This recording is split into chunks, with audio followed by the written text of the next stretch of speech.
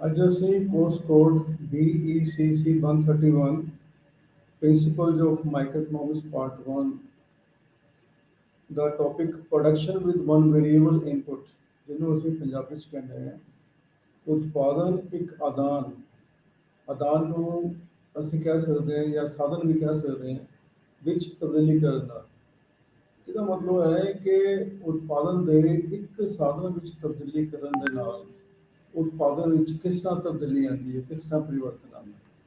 ਲੇਕਿਨ ਇਸ ਤੋਂ ਪਹਿਲਾਂ ਆਪਾਂ ਡਿਸਕਸ ਕਰਾਂਗੇ ਕਿ ਐਕਚੁਅਲੀ ਪ੍ਰੋਡਕਸ਼ਨ ਹੁੰਦਾ ਕੀ ਹੈ।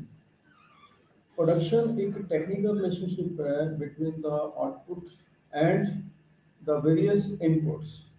ਤਾਂ ਇਨਪੁਟਸ ਜੇ ਅਸੀਂ ਲੈ ਲਈਏ ਲੈਂਡ, ਲੇਬਰ, ਕੈਪੀਟਲ, ਤਿੰਨ ਉਤਪਾਦਨ ਦੇ ਸਾਧਨ ਲੈ ਲਈਏ, ਭੂਮੀ, ਮਜ਼ਦੂਰ ਅਤੇ ਪੂੰਜੀ। ਜੇ ਇਹਨਾਂ ਤਿੰਨਾਂ ਵਿੱਚ ਤਬਦੀਲੀ ਕਰਨ ਦੇ ਨਾਲ ਜੋ ਉਤਪਾਦਨ ਵਿੱਚ ਤਬਦੀਲੀ ਆਉਂਦੀ ਹੈ, ਜੋ ਇਹਨਾਂ ਦਾ ਸੰਬੰਧ ਹੈ, ਜੋ ਇਹਨਾਂ ਦਾ ਰਿਲੇਸ਼ਨਸ਼ਿਪ ਹੈ, ਉਸ ਨੂੰ ਅਸੀਂ ਕਹਾਂਗੇ ਪ੍ਰੋਡਕਸ਼ਨ ਫੰਕਸ਼ਨ। ਤਾਂ ਆਪਾਂ ਜੇ ਮੰਨੀਏ ਕਿ Y ਇੱਕ ਪ੍ਰੋਡਕਸ਼ਨ ਹੈ ਤਾਂ this is the function of land, labour ਅਤੇ ਕੈਪੀਟਲ। ਤਾਂ ਇਹ ਹੋ ਗਿਆ ਪ੍ਰੋਡਕਸ਼ਨ। ਪ੍ਰੋਡਕਸ਼ਨ ਕੀ ਹੁੰਦਾ ਹੈ, ਇਹਨੂੰ ਅਸੀਂ ਕ੍ਰੀਏਸ਼ਨ ਆਫ ਦਾ ਯੂਟਿਲਿਟੀ ਵੀ ਕਹਿ ਸਕਦੇ ਹਾਂ ਔਰ creation in the you may say the price of the product. ਜੇ ਅਸੀਂ ਕਿਸੇ ਵੀ ਵਸਤੂ ਦਾ ਉਤਪਾਦਨ ਕਰਦੇ ਹਾਂ, ਉਤਪਾਦਨ ਦਾ ਮਤਲਬ ਹੈ ਕਿ ਉਸ ਵਸਤੂ ਦੇ ਤੁਸ਼ਟੀਗੁਣ ਦੇ ਵਿੱਚ ਵਾਧਾ ਕਰਨਾ ਜਾਂ ਉਸ ਵਸਤੂ ਦੇ ਮੁੱਲ ਵਿੱਚ ਵਾਧਾ ਕਰਨਾ। ਜਿੰਨਾ ਉਸ ਵਸਤੂ ਦੇ ਮੁੱਲ ਵਿੱਚ ਵਾਧਾ ਹੋਏਗਾ ਜਾਂ ਜਿੰਨਾ ਉਸ ਵਸਤੂ ਦੀ ਤੁਸ਼ਟੀਗੁਣ ਵਿੱਚ ਵਾਧਾ ਹੋਏਗਾ, ਉਨਾ ਹੀ ਅਸੀਂ ਕਹਾਂਗੇ ਉਤਪਾਦਨ ਦੇ ਮੁੱਲ ਵਿੱਚ ਕੀ ਹੋ ਗਿਆ, ਵਾਧਾ ਹੋ ਗਿਆ, ਉਨਾ ਹੀ ਉਸ ਰੁਪਏ ਦਾ ਉਤਪਾਦਨ ਹੋ ਗਿਆ। ਹੁਣ ਇਸ ਦੇ ਤਿੰਨ ਕਨਸੈਪਟਸ ਹੈ ਪ੍ਰੋਡਕਸ਼ਨ ਦੇ, ਇੱਕ ਟੋਟਲ ਪ੍ਰੋਡਕਸ਼ਨ, ਐਵਰੇਜ ਪ੍ਰੋਡਕਸ਼ਨ ਅਤੇ ਮਾਰਕੀਟ ਪ੍ਰੋਡਕਸ਼ਨ। ਕੁੱਲ ਉਤਪਾਦਨ, ਔਸਤ ਉਤਪਾਦਨ ਅਤੇ ਸੀਮਾਂਤ ਉਤਪਾਦਨ। ਕੁੱਲ ਉਤਪਾਦਨ ਦਾ ਮਤਲਬ ਹੈ ਜਦੋਂ ਇੱਕ ਪਰਿਵਰਤਨਸ਼ੀਲ ਸਾਧਨ ਦੇ ਨਾਲ ਜਿੰਨੇ ਵੀ ਪਰਿਵਰਤਨਸ਼ੀਲ ਸਾਧਨ ਦੀਆਂ ਇਕਾਈਆਂ ਨੇ ਸਾਡੇ ਕੋਲ, ਉਹ ਲਗਾ ਕੇ ਜਿੰਨਾ ਵੱਧ ਤੋਂ ਵੱਧ ਉਤਪਾਦਨ ਹੋ ਸਕਦਾ ਹੈ, ਜੇ ਉਸ ਨੂੰ ਅਸੀਂ ਕਹਿੰਦੇ ਹਾਂ ਟੋਟਲ ਪ੍ਰੋਡਕਸ਼ਨ। ਉਦਾਹਰਨ ਦੇ ਤੌਰ ਤੇ ਇੱਕ ਨਿਸ਼ਚਿਤ ਜ਼ਮੀਨ ਦੇ ਉੱਤੇ, ਮਤਲਬ 2 ਏਕੜ ਜ਼ਮੀਨ ਦੇ ਉੱਤੇ ਇੱਕ ਇਕਾਈ ਪੂੰਜੀ ਦੀ ਹੈ, ਉਸ ਤੇ ਅਸੀਂ 10 ਮਜ਼ਦੂਰ ਕੰਮ ਤੇ ਲਗਾਉਂਦੇ ਹਾਂ। ਤਾਂ 10 ਮਜ਼ਦੂਰ ਕੰਮ ਤੇ ਲਗਾ ਕੇ ਮੰਨ ਲਓ 50 ਇਕਾਈਆਂ ਦਾ ਉਤਪਾਦਨ ਹੁੰਦਾ ਹੈ, ਤਾਂ 50 ਇਕਾਈਆਂ ਸਾਡੇ ਕੋਲ ਕੀ ਹੋ ਗਿਆ, ਟੋਟਲ ਪ੍ਰੋਡਕਸ਼ਨ। ਤਾਂ ਮਤਲਬ ਕਿ ਫਿਕਸਡ ਫੈਕਟਰ ਆਫ ਪ੍ਰੋਡਕਸ਼ਨ ਤੇ ਜੋ ਵੇਰੀਏਬਲ ਫੈਕਟਰ ਅਸੀਂ ਲਗਾਉਂਦੇ ਹਾਂ, ਤਾਂ ਵੇਰੀਏਬਲ ਫੈਕਟਰ ਜਾਂ ਪਰਿਵਰਤਨਸ਼ੀਲ ਸਾਧਨ ਲਗਾ ਕੇ ਜਿੰਨਾ ਵੱਧ ਤੋਂ ਵੱਧ ਉਤਪਾਦਨ ਹੁੰਦਾ ਹੈ, ਜੋ ਮੈਕਸਿਮਮ ਪ੍ਰੋਡਕਸ਼ਨ ਹੁੰਦਾ ਹੈ, ਉਸ ਨੂੰ ਅਸੀਂ ਕਹਿੰਦੇ ਹਾਂ ਟੋਟਲ ਪ੍ਰੋਡਕਸ਼ਨ। ਹੁਣ ਇਸ ਉਦਾਹਰਨ ਦੇ ਵਿੱਚ ਅਸੀਂ ਮੰਨਿਆ ਕਿ ਜੇ 10 ਮਜ਼ਦੂਰ ਅਸੀਂ ਕੰਮ ਤੇ ਲਗਾਉਂਦੇ ਹਾਂ ਸਥਿਰ ਸਾਧਨਾਂ ਦੇ ਉੱਤੇ, ਤਾਂ 50 ਵਸਤੂਆਂ ਦਾ ਉਤਪਾਦਨ ਹੋਇਆ। ਜੇ 50 ਵਸਤੂਆਂ ਦਾ ਟੋਟਲ ਪ੍ਰੋਡਕਸ਼ਨ ਹੈ, ਉਸ ਨੂੰ ਅਸੀਂ 10 ਨਾਲ ਡਿਵਾਈਡ ਕਰ ਦਈਏ, 10 ਮਜ਼ਦੂਰਾਂ ਨਾਲ ਡਿਵਾਈਡ ਕਰ ਦਈਏ, ਤਾਂ ਪ੍ਰਤੀ ਮਜ਼ਦੂਰ ਨੇ ਕਿੰਨਾ ਉਤਪਾਦਨ ਕੀਤਾ, ਉਹ 50 ਡਿਵਾਈਡਡ ਬਾਈ 10 ਦੈਟ ਇਜ਼ 5। ਤਾਂ 5 ਕੀ ਹੋ ਗਿਆ ਸਾਡੇ ਕੋਲ, ਔਸਤ ਉਤਪਾਦਨ ਜਾਂ ਐਵਰੇਜ ਪ੍ਰੋਡਕਸ਼ਨ।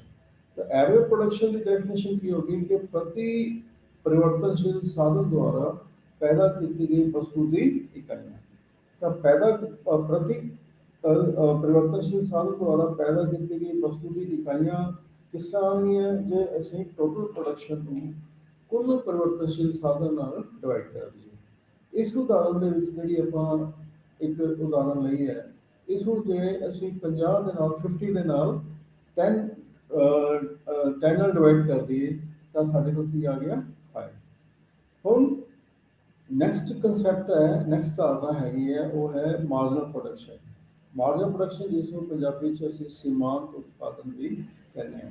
ਤਾਂ ਸੀਮਾਂਤ ਉਤਪਾਦਨ ਕੀ ਹੁੰਦਾ ਹੈ ਕਿ ਇੱਕ ਅਤਿਰਿਕਤ ਉਤਪਾਦਨ ਦੇ ਸਾਧਨ ਦੀ ਨੂੰ ਕੰਮ ਤੇ ਲਗਾਉਣ ਦੇ ਨਾਲ, ਉਤਪਾਦਨ ਤੇ ਲਗਾਉਣ ਦੇ ਨਾਲ ਕੁੱਲ ਉਤਪਾਦਨ ਵਿੱਚ ਜਿਹੜੀ ਤਬਦੀਲੀ ਹੁੰਦੀ ਹੈ, ਕੁੱਲ ਉਤਪਾਦਨ ਵਿੱਚ ਜਿਹੜਾ ਪਰਿਵਰਤਨ ਹੁੰਦਾ ਹੈ, ਉਸ ਨੂੰ ਅਸੀਂ ਸੀਮਾਂਤ ਉਤਪਾਦਨ ਕਹਿੰਦੇ ਹਾਂ। ਜਿਸ ਤਰ੍ਹਾਂ ਜੇ 10 ਮਜ਼ਦੂਰ ਅਸੀਂ ਕੰਮ ਤੇ ਲਗਾਏ, ਉਹਨਾਂ ਨੇ 50 ਵਸਤੂਆਂ ਦਾ ਉਤਪਾਦਨ ਕੀਤਾ। ਜੇ ਇੱਕ ਮਜ਼ਦੂਰ ਅਸੀਂ ਹੋਰ ਲਗਾ ਦਿੰਦੇ ਹਾਂ, ਤਾਂ ਉਤਪਾਦਨ ਮੰਨ ਲਓ 50 ਤੋਂ ਵੱਧ ਕੇ 56 ਹੋ ਜਾਂਦਾ ਹੈ, 56 ਹੋ ਜਾਂਦਾ ਹੈ। ਤਾਂ 56 ਮਾਈਨਸ 50 ਤਾਂ ਕੀ ਹੋ ਗਿਆ ਸਾਡੇ ਕੋਲ ਮਾਰਜਨਲ ਪ੍ਰੋਡਕਸ਼ਨ, ਜਾਂ ਇਸ ਨੂੰ ਕਹਿ ਸਕਦੇ ਹਾਂ change in total production divided by change in the 1 unit of labour. ਕੁੱਲ ਉਤਪਾਦਨ ਵਿੱਚ ਪਰਿਵਰਤਨ ਡਿਵਾਈਡਡ ਬਾਈ ਉਸ ਨੂੰ ਡਿਵਾਈਡ ਕਰ ਦਈਏ, ਉਸ ਨੂੰ ਡਿਵੀਜ਼ਨ ਕਰ ਦਈਏ ਉਤਪਾਦਨ ਦੇ ਇੱਕ ਸਾਧਨ ਦੀ ਇਕਾਈ ਵਿੱਚ ਤਬਦੀਲੀ। ਤਾਂ 56 ਮਾਈਨਸ 50 ਡਿਵਾਈਡਡ ਬਾਈ 11 ਮਾਈਨਸ 10 ਤਾਂ ਕੀ ਆ ਗਿਆ 6 ਡਿਵਾਈਡਡ ਬਾਈ 1 that is 6 ਕੀ ਹੋ ਗਿਆ ਸਾਡੇ ਕੋਲ ਮਾਰਜਨਲ ਪ੍ਰੋਡਕਸ਼ਨ।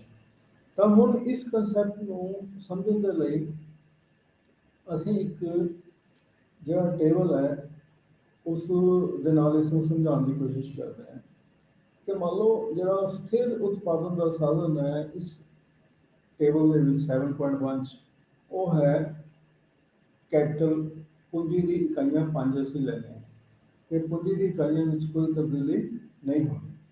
ਤਾਂ ਜਿਹੜਾ ਅਮਾਊਂਟ ਆਫ ਲੇਬਰ ਹੈ, ਲੇਬਰ ਦੀਆਂ ਜਿਹੜੀਆਂ ਇਕਾਈਆਂ ਨੇ ਉਹ ਲਗਾਤਾਰ 1 2 3 4 5 6 7 8 9 10 ਇਹ ਲਗਾਤਾਰ ਕੀ ਹੈ ਵਧ ਰਹੇ ਨੇ।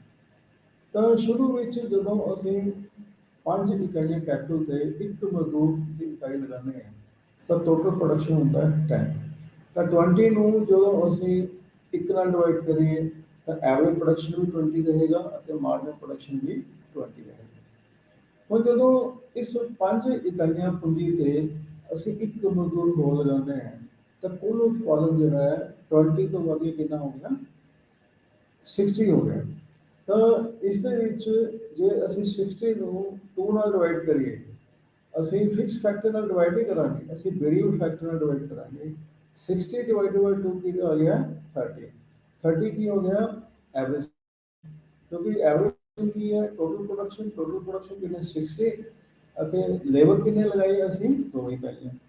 ਤਾਂ ਹੁਣ ਇਸ ਦੇ ਵਿੱਚ ਚੇਂਜ ਕਿੰਨਾ ਆਇਆ, ਮਾਰਜਨਲ ਪ੍ਰੋਡਕਸ਼ਨ ਕੀ ਆਇਆ ਤਾਂ 60 ਮਾਈਨਸ 20 तो 60 माइनस 20 कितना आ गया 40 और 2 माइनस 1 ਕੀ ਆ ਗਿਆ 1 ਤਾਂ 40 ਡਿਵਾਈਡਡ ਬਾਈ 1 that is 40 ਤਾਂ ਮਾਰਜਨ ਪ੍ਰੋਡਕਸ਼ਨ ਸਾਡੇ ਕੋਲ ਆ ਗਿਆ 40।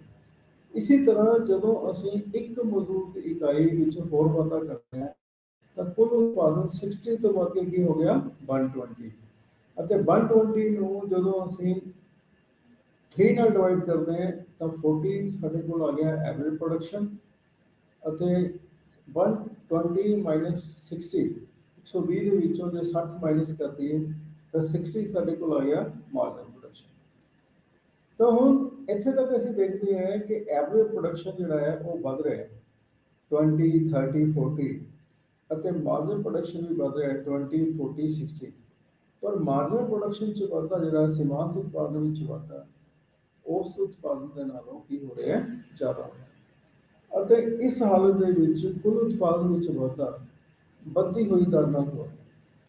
ਹੁਣ ਜਦੋਂ ਅਸੀਂ ਇੱਕ ਮਜ਼ਦੂਰ ਦੀ ਇਕਾਈ ਹੋਰ ਲਗਾਉਂਦੇ ਹਾਂ ਤਾਂ ਕੁੱਲ ਉਤਪਾਦਨ 120 ਤੋਂ ਵੱਧ ਕੇ ਕੀ ਹੋ ਗਿਆ 160 ਤਾਂ 160 ਡਿਵਾਈਡਡ ਬਾਈ 4 ਸਾਡੇ ਕੋਲ ਆ ਗਿਆ 40 ਐਵਰੇਜ ਪ੍ਰੋਡਕਸ਼ਨ ਆ ਗਿਆ ਅਤੇ 160 ਮਾਈਨਸ 120 ਇਹ ਆ ਗਿਆ 40 ਸਾਡੇ ਕੋਲ ਆ ਗਿਆ ਮਾਰਜਨ ਪ੍ਰੋਡਕਸ਼ਨ। ਇਹਦਾ ਮਤਲਬ ਜੇ 4 ਮਜ਼ਦੂਰ ਅਸੀਂ ਇਕਾਈਆਂ ਕੰਮ ਤੇ ਲਗਾਉਂਦੇ ਹਾਂ 5 ਕੈਪੀਟਲ ਦੇ ਉੱਤੇ ਤਾਂ ਐਵਰੇਜ ਪ੍ਰੋਡਕਸ਼ਨ ਅਤੇ ਮਾਰਜਨ ਪ੍ਰੋਡਕਸ਼ਨ ਇੱਕ ਦੂਜੇ ਦੇ ਕੀ ਹੈ ਬਰਾਬਰ।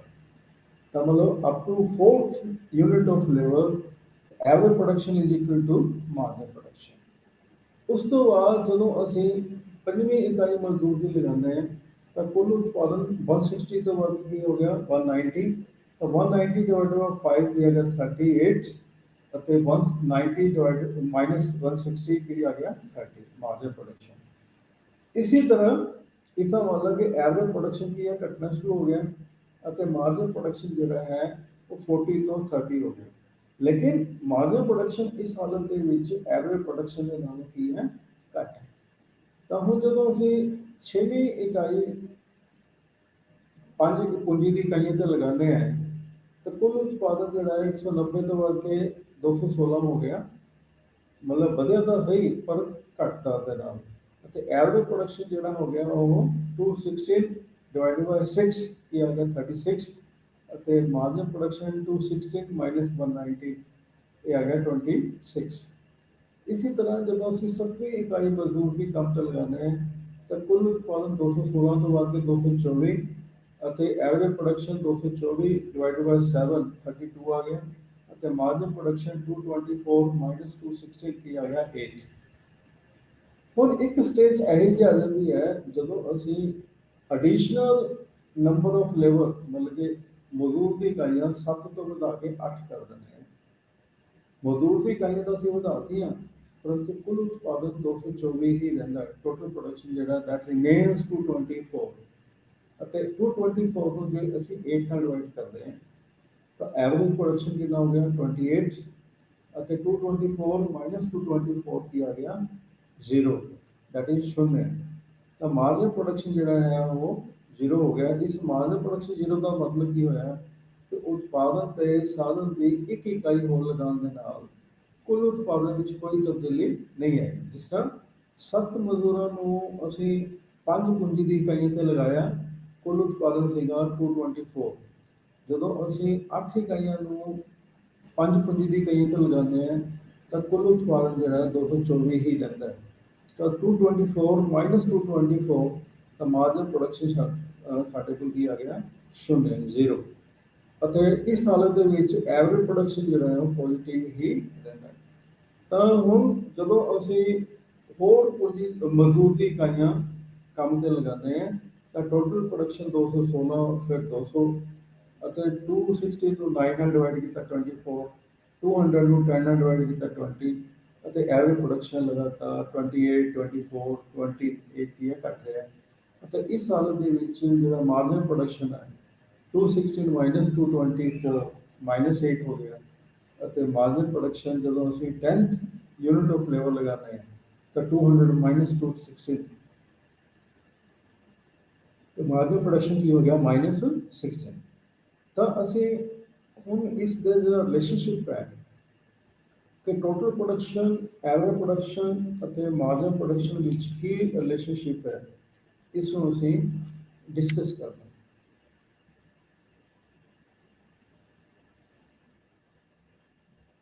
ਜੇ ਅਸੀਂ ਇਹਨਾਂ ਦਾ ਰਿਲੇਸ਼ਨਸ਼ਿਪ ਦੇਖਦੇ ਹਾਂ ਔਰ ਰਿਲੇਸ਼ਨਸ਼ਿਪ ਬਿਟਵੀਨ ਐਵਰੇਜ ਪ੍ਰੋਡਕਸ਼ਨ ਅਤੇ marginal production total production average production ਤੇ ਮਾਰਜਨ ਪ੍ਰੋਡਕਸ਼ਨ ਅਸੀਂ ਦੇਖਦੇ ਹਾਂ ਕਿ ਜਦੋਂ ਅਸੀਂ 4 ਇਕਾਈਆਂ ਤੱਕ ਮਜ਼ਦੂਰਾਂ ਦੀਆਂ ਸਥਿਰ ਪੂੰਜੀ ਦੀ ਇਕਾਈਆਂ ਤੇ ਲਗਾਉਂਦੇ ਹਾਂ ਤਾਂ ਕੁੱਲ ਉਤਪਾਦਨ ਜਿਹੜਾ ਹੈ ਵੱਧਦੀ ਹੋਈ ਦਰ ਨਾਲ ਵੱਧਦਾ ਹੈ ਅਤੇ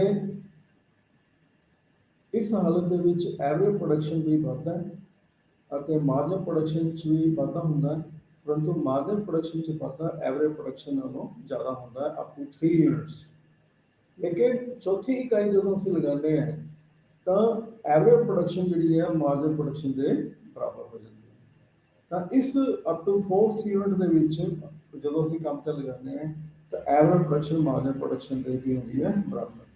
ਮਤਲਬ ਸ਼ੁਰੂ ਵਿੱਚ ਜਦੋਂ ਅਸੀਂ ਸਥਿਰ ਪੂੰਜੀ ਦੀ ਇਕਾਈਆਂ ਤੇ ਮਜ਼ਦੂਰਾਂ ਦੀ ਇਕਾਈਆਂ ਲਗਾਤਾਰ ਵਧਾਉਂਦੇ ਹਾਂ ਕੁੱਲ ਉਤਪਾਦਨ ਵਿੱਚ ਵਾਧਾ ਵੱਧਦੀ ਦਰ ਨਾਲ ਹੁੰਦਾ ਹੈ। ਇਸ ਹਾਲਤ ਵਿੱਚ ਐਵਰੇਜ ਪ੍ਰੋਡਕਸ਼ਨ ਅਤੇ ਮਾਰਜਨ ਪ੍ਰੋਡਕਸ਼ਨ 'ਚ ਵਾਧਾ ਹੁੰਦਾ ਹੈ ਪਰੰਤੂ ਮਾਰਜਨ ਪ੍ਰੋਡਕਸ਼ਨ ਵਿੱਚ ਵਾਧਾ ਐਵਰੇਜ ਪ੍ਰੋਡਕਸ਼ਨ ਦੇ ਨਾਲੋਂ ਜ਼ਿਆਦਾ ਹੁੰਦਾ ਅਤੇ ਚੌਥੀ ਇਕਾਈ ਕੰਮ ਤੇ ਲਗਾਉਣ ਦੇ ਨਾਲ ਐਵਰੇਜ ਪ੍ਰੋਡਕਸ਼ਨ ਮਾਰਜਨ ਪ੍ਰੋਡਕਸ਼ਨ ਦੇ ਬਰਾਬਰ। ਤਾਂ ਨੈਕਸਟ ਜਿਹੜੀ ਹੈ ਕਿ ਜਦੋਂ ਅਸੀਂ 4 ਇਕਾਈਆਂ ਤੋਂ ਵੱਧ ਮਜ਼ਦੂਰ ਦੀ ਇਕਾਈਆਂ ਕੰਮ ਤੇ ਲਗਾਉਂਦੇ ਹਾਂ ਤਾਂ ਉਸ ਹਾਲਤ ਦੇ ਵਿੱਚ ਐਵਰੇਜ ਪ੍ਰੋਡਕਸ਼ਨ ਦੇ ਵਿੱਚ ਕਮੀ ਆਉਂਦੀ ਹੈ ਅਤੇ ਮਾਰਜਨ ਪ੍ਰੋਡਕਸ਼ਨ 'ਚ ਵੀ ਕਮੀ ਆਉਂਦੀ ਹੈ ਅਤੇ ਕੁੱਲ ਉਤਪਾਦਨ ਵਿੱਚ ਵਾਧਾ ਘਟਦੀ ਹੋਈ ਦਰ ਨਾਲ ਵੱਧਦਾ ਹੈ। ਇਸ ਹਾਲਤ ਦੇ ਵਿੱਚ ਮਾਰਜਨ ਪ੍ਰੋਡਕਸ਼ਨ ਵਿੱਚ ਜਿਹੜਾ ਕਮੀ ਹੈ ਘੱਟ ਹੈ ਉਹ ਐਵਰੇਜ ਪ੍ਰੋਡਕਸ਼ਨ ਦੇ ਨਾਲੋਂ ਕੀ ਹੁੰਦਾ ਹੈ ਜ਼ਿਆਦਾ ਹੁੰਦਾ। ਮਤਲਬ margin production decreases at more rate than that of average production। ਇਹ up to 8th ਯੂਨਿਟ ਤੱਕ ਚੱਲਦਾ ਹੈ। ਜਦੋਂ ਅਸੀਂ 8th ਯੂਨਿਟ 8ਵੀਂ ਇਕਾਈ ਮਜ਼ਦੂਰ ਦੀ ਸਥਿਰ ਪੂੰਜੀ ਦੀ ਇਕਾਈਆਂ ਤੇ ਲਗਾਉਂਦੇ ਹਾਂ ਤਾਂ ਮਾਰਜਨ ਪ੍ਰੋਡਕਸ਼ਨ 0 ਹੋ ਜਾਂਦਾ ਹੈ ਅਤੇ ਐਵਰੇਜ ਪ੍ਰੋਡਕਸ਼ਨ ਜਿਹੜਾ ਹੈ ਪੋਜ਼ਿਟਿਵ ਰਹਿੰਦਾ ਹੈ। ਲੇਕਿਨ ਜੇ ਉਸ ਹਾਲਤ ਦੇ ਵਿੱਚ up to here total production ਜਿਹੜਾ ਹੈ ਘਟਦੀ ਹੀ ਦਰ ਦੇ ਨਾਲ ਕੀ ਹੈ ਵੱਧਦਾ ਹੈ। ਲੇਕਿਨ 8ਵੀਂ ਇਕਾਈ ਤੋਂ ਬਾਅਦ ਜੇ ਅਸੀਂ ਮਜ਼ਦੂਰ ਦੀ ਇਕਾਈਆਂ ਲਗਾਉਂਦੇ ਹਾਂ ਤਾਂ ਸੀਮਾਂਤ ਜਿਹੜਾ ਉਤਪਾਦਨ ਹੈ, ਮਾਰਜਨ ਪ੍ਰੋਡਕਸ਼ਨ ਜਿਹੜਾ ਹੈ ਉਹ ਕੀ ਹੈ, ਨੈਗੇਟਿਵ ਹੋ ਜਾਂਦਾ ਹੈ ਅਤੇ ਟੋਟਲ ਪ੍ਰੋਡਕਸ਼ਨ ਦੇ ਵਿੱਚ ਕਮੀ ਹੋਣੀ ਸ਼ੁਰੂ ਹੋ ਜਾਂਦੀ ਹੈ 224 ਤੋਂ 216 ਫਿਰ 200 ਅਤੇ ਇਸ ਹਾਲਤ ਦੇ ਵਿੱਚ ਐਵਰੇਜ ਪ੍ਰੋਡਕਸ਼ਨ ਕੀ ਹੈ, ਘਟਦਾ ਹੈ ਪਰੰਤੂ ਪੋਜ਼ਿਟਿਵ ਰਹਿੰਦਾ ਹੈ। ਐਵਰੇਜ ਪ੍ਰੋਡਕਸ਼ਨ ਕਦੀ ਵੀ ਜ਼ੀਰੋ ਨਹੀਂ ਹੋ ਸਕਦਾ, ਨੈਗੇਟਿਵ ਨਹੀਂ ਹੋ ਸਕਦਾ ਕਿਉਂਕਿ ਟੋਟਲ ਪ੍ਰੋਡਕਸ਼ਨ ਵੀ ਕਦੀ ਨੈਗੇਟਿਵ ਨਹੀਂ ਹੋ ਸਕਦਾ, ਨਾ ਹੀ ਸ਼ੂन्य ਹੋ ਸਕਦਾ। ਤਾਂ ਟੋਟਲ ਪ੍ਰੋਡਕਸ਼ਨ ਘਟ ਸਕਦਾ ਲੇਕਿਨ ਸ਼ੂन्य ਨਹੀਂ ਹੋ ਸਕਦਾ। ਜੇ ਸ਼ੂन्य ਹੋਏਗਾ ਤਾਂ ਐਵਰੇਜ ਪ੍ਰੋਡਕਸ਼ਨ ਵੀ ਸ਼ੂन्य ਹੋਏਗਾ, ਜ਼ੀਰੋ ਹੋ ਜਾਏਗਾ। ਤਾਂ ਇਹ ਇਹਨਾਂ ਦਾ ਜਿਹੜਾ ਰਿਲੇਸ਼ਨਸ਼ਿਪ ਹੈ ਟੋਟਲ ਪ੍ਰੋਡਕਸ਼ਨ, ਐਵਰੇਜ ਪ੍ਰੋਡਕਸ਼ਨ ਅਤੇ ਮਾਰਜਨ ਪ੍ਰੋਡਕਸ਼ਨ। ਹੁਣ ਜੇ ਅਸੀਂ ਇਹਨਾਂ ਦੀਆਂ ਕਰਵਸ ਨੂੰ ਸ਼ੋ ਕਰੀਏ ਤਾਂ this is the relationship between total production, average production ਅਤੇ ਮਾਰਜਨ ਪ੍ਰੋਡਕਸ਼ਨ। ਤਾਂ ਅਸੀਂ ਦੇਖਦੇ ਹਾਂ ਕਿ ਉੱਪਰਲੇ ਡਾਇਗਰਾਮ ਦੇ ਵਿੱਚ, ਡਾਇਗਰਾਮ ਦੇ ਉੱਪਰਲੇ ਪੋਰਸ਼ਨ 'ਚ ਅਸੀਂ ਟੋਟਲ ਪ੍ਰੋਡਕਸ਼ਨ ਕਰਵ ਸ਼ੋ ਕਰ ਰਹੇ ਹਾਂ ਅਤੇ ਹੇਠਲੇ ਪਾਸੇ ਅਸੀਂ ਐਵਰੇਜ ਪ੍ਰੋਡਕਸ਼ਨ ਅਤੇ ਮਾਰਜਨ ਪ੍ਰੋਡਕਸ਼ਨ ਸ਼ੋ ਕਰ ਰਹੇ ਹਾਂ। ਵਾਈ ਐਕਸਿਸ ਤੇ ਅਸੀਂ ਲੈ ਰਹੇ ਹਾਂ ਲੇਬਰ, ਟੋਟਲ ਪ੍ਰੋਡਕਸ਼ਨ ਅਤੇ ਐਵਰੇਜ ਪ੍ਰੋਡਕਸ਼ਨ ਅਤੇ ਮਾਰਜਨ ਪ੍ਰੋਡਕਸ਼ਨ ਅਤੇ ਐਕਸ ਐਕਸਿਸ ਤੇ ਅਸੀਂ ਲੈਂਦੇ ਹਾਂ ਲੇਬਰ। ਤਾਂ ਉੱਪਰਲੀ ਡਾਇਗਰਾਮ ਦੇ ਵਿੱਚ ਅਸੀਂ ਦੇਖਦੇ ਹਾਂ ਕਿ ਜਦੋਂ ਲੇਬਰ ਦੀ ਸੰਖਿਆ ਅਸੀਂ ਵਧਾਈ ਜਾਂਦੇ ਹਾਂ ਤਾਂ up to point C total production ਜਿਹੜਾ ਹੈ ਇਨਕਰੀਜ਼ਿੰਗ ਰੇਟ ਦੇ ਨਾਲ, ਵੱਧਦੀ ਦਰ ਨਾਲ ਵੱਧਦਾ ਹੈ। ਇਸ ਹਾਲਤ ਦੇ ਵਿੱਚ ਅਪ ਟੂ ਸੀ ਪੁਆਇੰਟ, ਜਿਸ ਨੂੰ ਅਸੀਂ ਪੁਆਇੰਟ ਆਫ ਇਨਫਲੈਕਸ਼ਨ ਕਹਿੰਦੇ ਹਾਂ, ਇਹਨੂੰ ਅਸੀਂ ਮੋੜ ਬਿੰਦੂ ਕਹਿੰਦੇ ਹਾਂ ਪੰਜਾਬੀ 'ਚ। ਅਤੇ ਇਸ ਸੀ ਪੁਆਇੰਟ ਤੇ ਜਿਹੜੀ ਮਾਰਜਨ ਪ੍ਰੋਡਕਸ਼ਨ ਹੈ ਉਹ ਕੀ ਹੈ, ਮੈਕਸਿਮਮ ਹੈ। ਉਹ ਨਿਚਲੀ ਡਾਇਗਰਾਮ 'ਚ ਐਚ ਪੁਆਇੰਟ ਸ਼ੋ ਕੀਤਾ ਹੋਇਆ, ਠੀਕ ਹੈ ਜੀ। ਜਿੱਥੇ ਇੱਕ ਵਰਟੀਕਲ ਲਾਈਨ ਸ਼ੋ ਕੀਤੀ ਹੋਈ ਹੈ ਅਪ ਟੂ ਦਿਸ, ਜਿੱਥੇ ਐਵਰੇਜ ਪ੍ਰੋਡਕਸ਼ਨ ਮਾਰਜਨ ਪ੍ਰੋਡਕਸ਼ਨ ਦੇ ਬਰਾਬਰ ਹੈ। ਮਾਰਜਨ ਪ੍ਰੋਡਕਸ਼ਨ ਜਿਹੜੀ ਹੈ ਐਵਰੇਜ ਪ੍ਰੋਡਕਸ਼ਨ ਕਰਵ ਨੂੰ ਸਭ ਤੋਂ ਉੱਪਰਲੇ ਬਿੰਦੂ ਤੋਂ ਕੱਢਦੀ ਹੈ, ਏਪੈਕਸ ਪੁਆਇੰਟ ਤੋਂ ਕੱਢਦੀ ਹੈ, ਸਭ ਤੋਂ ਮੈਕਸਿਮਮ ਪੁਆਇੰਟ ਤੋਂ ਮਾਰਜਨ ਪ੍ਰੋਡਕਸ਼ਨ ਐਵਰੇਜ ਪ੍ਰੋਡਕਸ਼ਨ ਨੂੰ ਕੱਢਦੀ ਹੈ। ਜੇ ਅਸੀਂ ਇਸ ਨੂੰ ਉੱਪਰਲੀ ਡਾਇਗਰਾਮ ਤੱਕ ਸ਼ੋ ਕਰਦੇ ਹਾਂ ਤਾਂ ਇੱਥੇ ਤੱਕ ਇਸ ਨੂੰ ਅਸੀਂ ਫਸਟ ਸਟੇਜ ਆਫ ਪ੍ਰੋਡਕਸ਼ਨ ਕਹਿੰਦੇ ਹਾਂ, ਮਤਲਬ ਦੀ ਪਹਿਲੀ ਸਥਿਤੀ, ਪਹਿਲੀ ਚਰਨ, ਪਹਿਲਾ ਸਟੇਜ ਕਹਿੰਦੇ ਹਾਂ। ਉਸ ਤੋਂ ਬਾਅਦ ਜਦੋਂ ਅਸੀਂ ਮਜ਼ਦੂਰਾਂ ਦੀ ਸੰਖਿਆ ਵਿੱਚ ਵਾਧਾ ਕਰਦੇ ਹਾਂ ਤਾਂ ਟੋਟਲ ਪ੍ਰੋਡਕਸ਼ਨ ਜਿਹੜਾ ਹੈ ਉਹ ਘਟਦੀ ਹੋਈ ਦਰ ਨਾਲ ਵੱਧਦਾ ਚਲਾ ਜਾਂਦਾ ਹੈ ਅਤੇ ਐਵਰੇਜ ਪ੍ਰੋਡਕਸ਼ਨ ਅਤੇ ਮਾਰਜਨ ਪ੍ਰੋਡਕਸ਼ਨ ਦੋਨਾਂ ਵਿੱਚ ਕਮੀ ਹੋਈ ਜਾਂਦੀ ਹੈ ਅਤੇ ਅੰਤਿਮ ਆਖਿਰ ਦੇ ਵਿੱਚ ਜਿਹੜੀ ਮਾਰਜਨ ਪ੍ਰੋਡਕਸ਼ਨ ਜਦੋਂ ਜ਼ੀਰੋ ਹੋ ਜਾਂਦਾ ਹੈ ਤਾਂ ਟੋਟਲ ਪ੍ਰੋਡਕਸ਼ਨ ਜਿਹੜਾ ਹੈ ਉਹ ਹੋ ਜਾਂਦਾ ਹੈ ਮੈਕਸਿਮਮ। ਜਦੋਂ ਮਾਰਜਨ ਪ੍ਰੋਡਕਸ਼ਨ ਜ਼ੀਰੋ ਹੈ ਤਾਂ ਟੋਟਲ ਪ੍ਰੋਡਕਸ਼ਨ ਕੀ ਹੈ, ਮੈਕਸਿਮਮ, ਅਤੇ ਐਵਰੇਜ ਪ੍ਰੋਡਕਸ਼ਨ ਜਿਹੜਾ ਹੈ ਉਹ ਪੋਜ਼ਿਟਿਵ ਰਹਿੰਦਾ ਹੈ। ਅਤੇ ਜਦੋਂ ਅਸੀਂ ਇਸ ਤੋਂ ਜ਼ਿਆਦਾ, ਇਸ ਤੋਂ ਵੱਧ ਮਜ਼ਦੂਰਾਂ ਦੀ ਇਕਾਈਆਂ ਕੰਮ ਤੇ ਲਗਾਉਂਦੇ ਹਾਂ ਤਾਂ ਟੋਟਲ ਪ੍ਰੋਡਕਸ਼ਨ ਜਿਹੜਾ ਹੈ ਅਸੀਂ ਦੇਖ ਰਹੇ ਹਾਂ ਡਾਇਗਰਾਮ 'ਚ ਨੈਗੇਟਿਵ ਹੋ ਜਾਂਦਾ, ਘਟਣਾ ਸ਼ੁਰੂ, ਨੈਗੇਟਿਵ ਨਹੀਂ ਹੁੰਦਾ, ਘਟਣਾ ਸ਼ੁਰੂ ਹੋ ਜਾਂਦਾ ਅਤੇ ਐਵਰੇਜ ਪ੍ਰੋਡਕਸ਼ਨ ਪੋਜ਼ਿਟਿਵ ਹੀ ਰਹਿੰਦਾ ਹੈ ਅਤੇ ਮਾਰਜਨ ਪ੍ਰੋਡਕਸ਼ਨ ਜਿਹੜਾ ਹੈ ਉਹ ਕੀ ਹੈ, ਨੈਗੇਟਿਵ ਹੋ ਜਾਂਦਾ। ਤਾਂ this is the explanation of total production, average production ਅਤੇ ਮਾਰਜਨ ਪ੍ਰੋਡਕਸ਼ਨ। ਅਤੇ ਪਹਿਲਾਂ ਇੱਕ ਸਟੇਜ ਹੈ ਫਸਟ ਸਟੇਜ, ਫਿਰ ਸੈਕਿੰਡ ਸਟੇਜ ਅਤੇ ਫਿਰ ਕੀ ਹੈ, ਥਰਡ ਸਟੇਜ। ਅਸੀਂ ਲਿਖਿਆ ਵੀ ਹੋਇਆ relationship between total production and margin production. ਅਸੀਂ ਇਹ ਕਿ ਲਿਖਿਆ ਹੈ ਕਿ ਜਦੋਂ ਤੱਕ ਮਾਰਜਨ ਪ੍ਰੋਡਕਸ਼ਨ ਜਿਹੜਾ ਪੋਜ਼ਿਟਿਵ ਰਹਿੰਦਾ ਹੈ ਤਾਂ ਟੋਟਲ ਪ੍ਰੋਡਕਸ਼ਨ ਜਿਹੜੀ ਕਰਵ ਹੈ ਉਹ ਕੰਟੀਨਿਊਸਲੀ ਕੀ ਹੈ, ਇਨਕਰੀਜ਼ ਕਰਦੀ ਹੈ, ਕੰਟੀਨਿਊਸਲੀ ਕੀ ਹੈ, ਲਗਾਤਾਰ ਜਿਹੜੀ ਹੈ ਵੱਧਦੀ ਹੈ। ਜਦੋਂ ਮਾਰਜਨ ਪ੍ਰੋਡਕਸ਼ਨ ਜਦੋਂ ਵੱਧਦਾ ਹੈ ਤਾਂ ਟੋਟਲ ਪ੍ਰੋਡਕਸ਼ਨ ਵਿੱਚ ਵਾਧਾ ਵੱਧਦੀ ਹੀ ਦਰ ਨਾਲ ਹੁੰਦਾ ਅਪ ਟੂ ਪੁਆਇੰਟ ਆਫ ਇਨਫਲੈਕਸ਼ਨ, ਮੋੜ ਬਿੰਦੂ ਤੱਕ, ਜਿਸ ਤਰ੍ਹਾਂ ਕਿ ਨਿਚਲੀ ਡਾਇਗਰਾਮ 'ਚ ਐਕਸ ਪੁਆਇੰਟ ਤੱਕ ਦੱਸਿਆ। ਉਸ ਤੋਂ ਬਾਅਦ ਮਾਰਜਨ ਪ੍ਰੋਡਕਸ਼ਨ ਘਟਣਾ ਸ਼ੁਰੂ ਹੋ ਜਾਂਦਾ ਲੇਕਿਨ ਜ਼ੀਰੋ ਤੋਂ ਜ਼ਿਆਦਾ ਰਹਿੰਦਾ ਹੈ, ਤਾਂ ਜ਼ੀਰੋ ਤੋਂ ਜ਼ਿਆਦਾ ਰਹਿੰਦਾ ਤਾਂ ਉਹ ਪੋਜ਼ਿਟਿਵ ਹੋ ਗਿਆ। ਤਾਂ ਉਸ ਹਾਲਤ ਤੱਕ ਕੁੱਲ ਉਤਪਾਦਨ ਜਿਹੜਾ ਹੈ ਉਹ ਘਟਦੀ ਦਰ ਨਾਲ ਵੱਧਦਾ ਹੈ ਅਤੇ ਜਦੋਂ ਮਾਰਜਨ ਪ੍ਰੋਡਕਸ਼ਨ ਨੈਗੇਟਿਵ ਹੋ ਜਾਂਦਾ ਹੈ ਤਾਂ ਟੋਟਲ ਪ੍ਰੋਡਕਸ਼ਨ ਜਿਹੜਾ ਹੈ ਉਹ ਘਟਣਾ ਸ਼ੁਰੂ ਹੋ ਜਾਂਦਾ। ਅਤੇ ਜਦੋਂ ਦੂਸਰਾ ਪੁਆਇੰਟ ਦਿੱਤਾ ਹੈ ਕਿ ਜਦੋਂ ਸੀਮਾਂਤ ਉਤਪਾਦਨ ਜ਼ੀਰੋ ਹੋ ਜਾਂਦਾ ਹੈ, ਸ਼ੂन्य ਹੋ ਜਾਂਦਾ ਹੈ, ਤਾਂ ਉਸ ਹਾਲਤ ਦੇ ਵਿੱਚ ਜਿਹੜਾ ਟੋਟਲ ਪ੍ਰੋਡਕਸ਼ਨ ਹੈ ਉਹ ਹਾਈਐਸਟ ਪੁਆਇੰਟ ਤੇ ਪਹੁੰਚ ਜਾਂਦਾ ਹੈ, ਮੈਕਸਿਮਮ ਪੁਆਇੰਟ ਤੇ ਪਹੁੰਚ ਜਾਂਦਾ ਹੈ। ਇਸ ਦੇ ਵਿੱਚ ਅਸੀਂ ਦੇਖਦੇ ਹਾਂ ਟੇਬਲ ਦੇ ਵਿੱਚ ਜਦੋਂ ਅਸੀਂ 8th ਯੂਨਿਟ ਦਾ ਫਲੇਵਰ ਲਗਾਉਂਦੇ ਹਾਂ ਤਾਂ ਉਸ ਹਾਲਤ ਦੇ ਵਿੱਚ ਮਾਰਜਨਲ ਪ੍ਰੋਡਕਸ਼ਨ ਜਿਹੜੀ ਲੇਬਰ ਦੀ ਉਹ ਜ਼ੀਰੋ ਹੋ ਜਾਂਦੀ ਹੈ ਅਤੇ ਟੋਟਲ ਪ੍ਰੋਡਕਸ਼ਨ ਕੀ ਹੈ ਮੈਕਸਿਮਮ ਹੋ ਜਾਂਦੀ ਹੈ। ਅਤੇ 8ਵੀਂ ਇਕਾਈ ਤੋਂ ਬਾਅਦ ਜੇ ਅਸੀਂ ਮਜ਼ਦੂਰ ਦੀ ਇਕਾਈ ਕੰਮ ਤੇ ਲਗਾਉਂਦੇ ਹਾਂ ਤਾਂ ਸੀਮਾਂਤ ਉਤਪਾਦਨ ਜਿਹੜਾ ਹੈ ਉਹ ਨੈਗੇਟਿਵ ਹੋ ਜਾਂਦਾ ਹੈ ਅਤੇ ਟੋਟਲ ਪ੍ਰੋਡਕਸ਼ਨ ਜਿਹੜੀ ਹੈ ਉਹ ਕੀ ਹੈ ਘਟਣੀ ਸ਼ੁਰੂ ਹੋ ਜਾਂਦੀ ਹੈ। ਇਹ ਇਸ ਰਿਲੇਸ਼ਨਸ਼ਿਪ ਨੂੰ ਐਕਸਪਲੇਨ ਕੀਤਾ। ਤਾਂ ਹੁਣ ਜੇ ਅਸੀਂ ਲਾ ਆਫ ਵੇਰੀਏਬਲ ਪ੍ਰੋਪੋਰਸ਼ਨ ਜਾਂ ਇਸ ਨੂੰ ਰਿਟਰਨਸ ਟੂ ਅ ਫੈਕਟਰ ਅਸੀਂ ਕਹੀਏ ਤਾਂ ਇਸ ਦੀ ਡਿਸਕਸ਼ਨ ਕਰੀਏ ਤਾਂ ਲਾ ਆਫ ਵੇਰੀਏਬਲ ਪ੍ਰੋਪੋਰਸ਼ਨ ਜਿਹਨੂੰ ਅਸੀਂ ਪਰਿਵਰਤਨਸ਼ੀਲ ਉਤਪਾਦਨ ਦਾ ਨਿਯਮ ਕਹਿੰਦੇ ਹਾਂ ਇਸ ਦਾ ਮਤਲਬ ਕੀ ਹੈ ਕਿ ਜਿਹੜਾ ਅਨੁਪਾਤ ਹੈ ਫਿਕਸਡ ਅਤੇ ਵੇਰੀਏਬਲ ਫੈਕਟਰ ਦਾ ਮਤਲਬ ਸਥਿਰ ਅਤੇ ਪਰਿਵਰਤਨਸ਼ੀਲ ਸਾਧਨਾਂ ਦਾ ਜਿਹੜਾ ਅਨੁਪਾਤ ਹੈ ਉਸ ਦੇ ਵਿੱਚ ਤਬਦੀਲੀ ਹੋ ਜਾਂਦੀ ਹੈ ਲਗਾਤਾਰ। ਇਸ ਤਬਦੀਲੀ ਹੋਣ ਦੇ ਨਾਲ ਉਤਪਾਦਨ ਵਿੱਚ ਕੀ ਪਰਿਵਰਤਨ ਹੁੰਦਾ ਹੈ ਉਸ ਨੂੰ ਅਸੀਂ ਕਹਿੰਦੇ ਹਾਂ ਲਾ ਆਫ ਵੇਰੀਏਬਲ ਪ੍ਰੋਪੋਰਸ਼ਨ। ਇਸ ਦੇ ਵਿੱਚ ਜਿਸ ਤਰ੍ਹਾਂ ਇਸ ਡੈਫੀਨੇਸ਼ਨ 'ਚ ਦਿੱਤਾ ਹੋਇਆ ਹੈ and equal increments of one input are added. ਜੇ ਅਸੀਂ ਇੱਕ ਇਨਪੁਟ ਉਦਾਹਰਨ ਦੇ ਤੌਰ ਤੇ ਇੱਕ ਲੇਬਰ ਦੀ ਇਕਾਈ ਦੇ ਵਿੱਚ ਜੇ ਅਸੀਂ ਵਾਧਾ ਕਰਦੇ ਹਾਂ ਅਤੇ the inputs of other productive services being held constant. ਜਿਸ ਤਰ੍ਹਾਂ ਅਸੀਂ ਟੇਬਲ ਵਿੱਚ ਦਿੱਤਾ ਸੀ ਕਿ ਕੈਪੀਟਲ ਨੂੰ ਅਸੀਂ ਕੌਨਸਟੈਂਟ ਮੰਨਦੇ ਅਤੇ ਬਾਕੀ ਉਤਪਾਦਨ ਦੇ ਸਾਧਨਾਂ ਦੀ ਇਨਪੁਟਸ ਨੂੰ ਅਸੀਂ ਕੌਨਸਟੈਂਟ ਮੰਨਦੇ। then beyond a certain point ਇੱਕ ਬਿੰਦੂ ਤੱਕ the resulting increments of product will decrease ਕਿ ਜਿਹੜਾ ਅਸੀਂ ਉਤਪਾਦਨ ਦੇ ਵਿੱਚ ਹੋਰ ਵਾਧਾ ਉਹ ਕੀ ਹੈ ਲਗਾਤਾਰ ਘਟੇਗਾ that is marginal product will diminish ਕਿ ਸੀਮਾਂਤ ਉਤਪਾਦਨ ਵਿੱਚ ਕਮੀ ਆ ਜਾਏਗੀ। ਤਾਂ ਇਸ ਨੂੰ ਅਸੀਂ ਟੇਬਲ ਦੁਆਰਾ ਫੇਰ ਦੇਖਦੇ ਹਾਂ।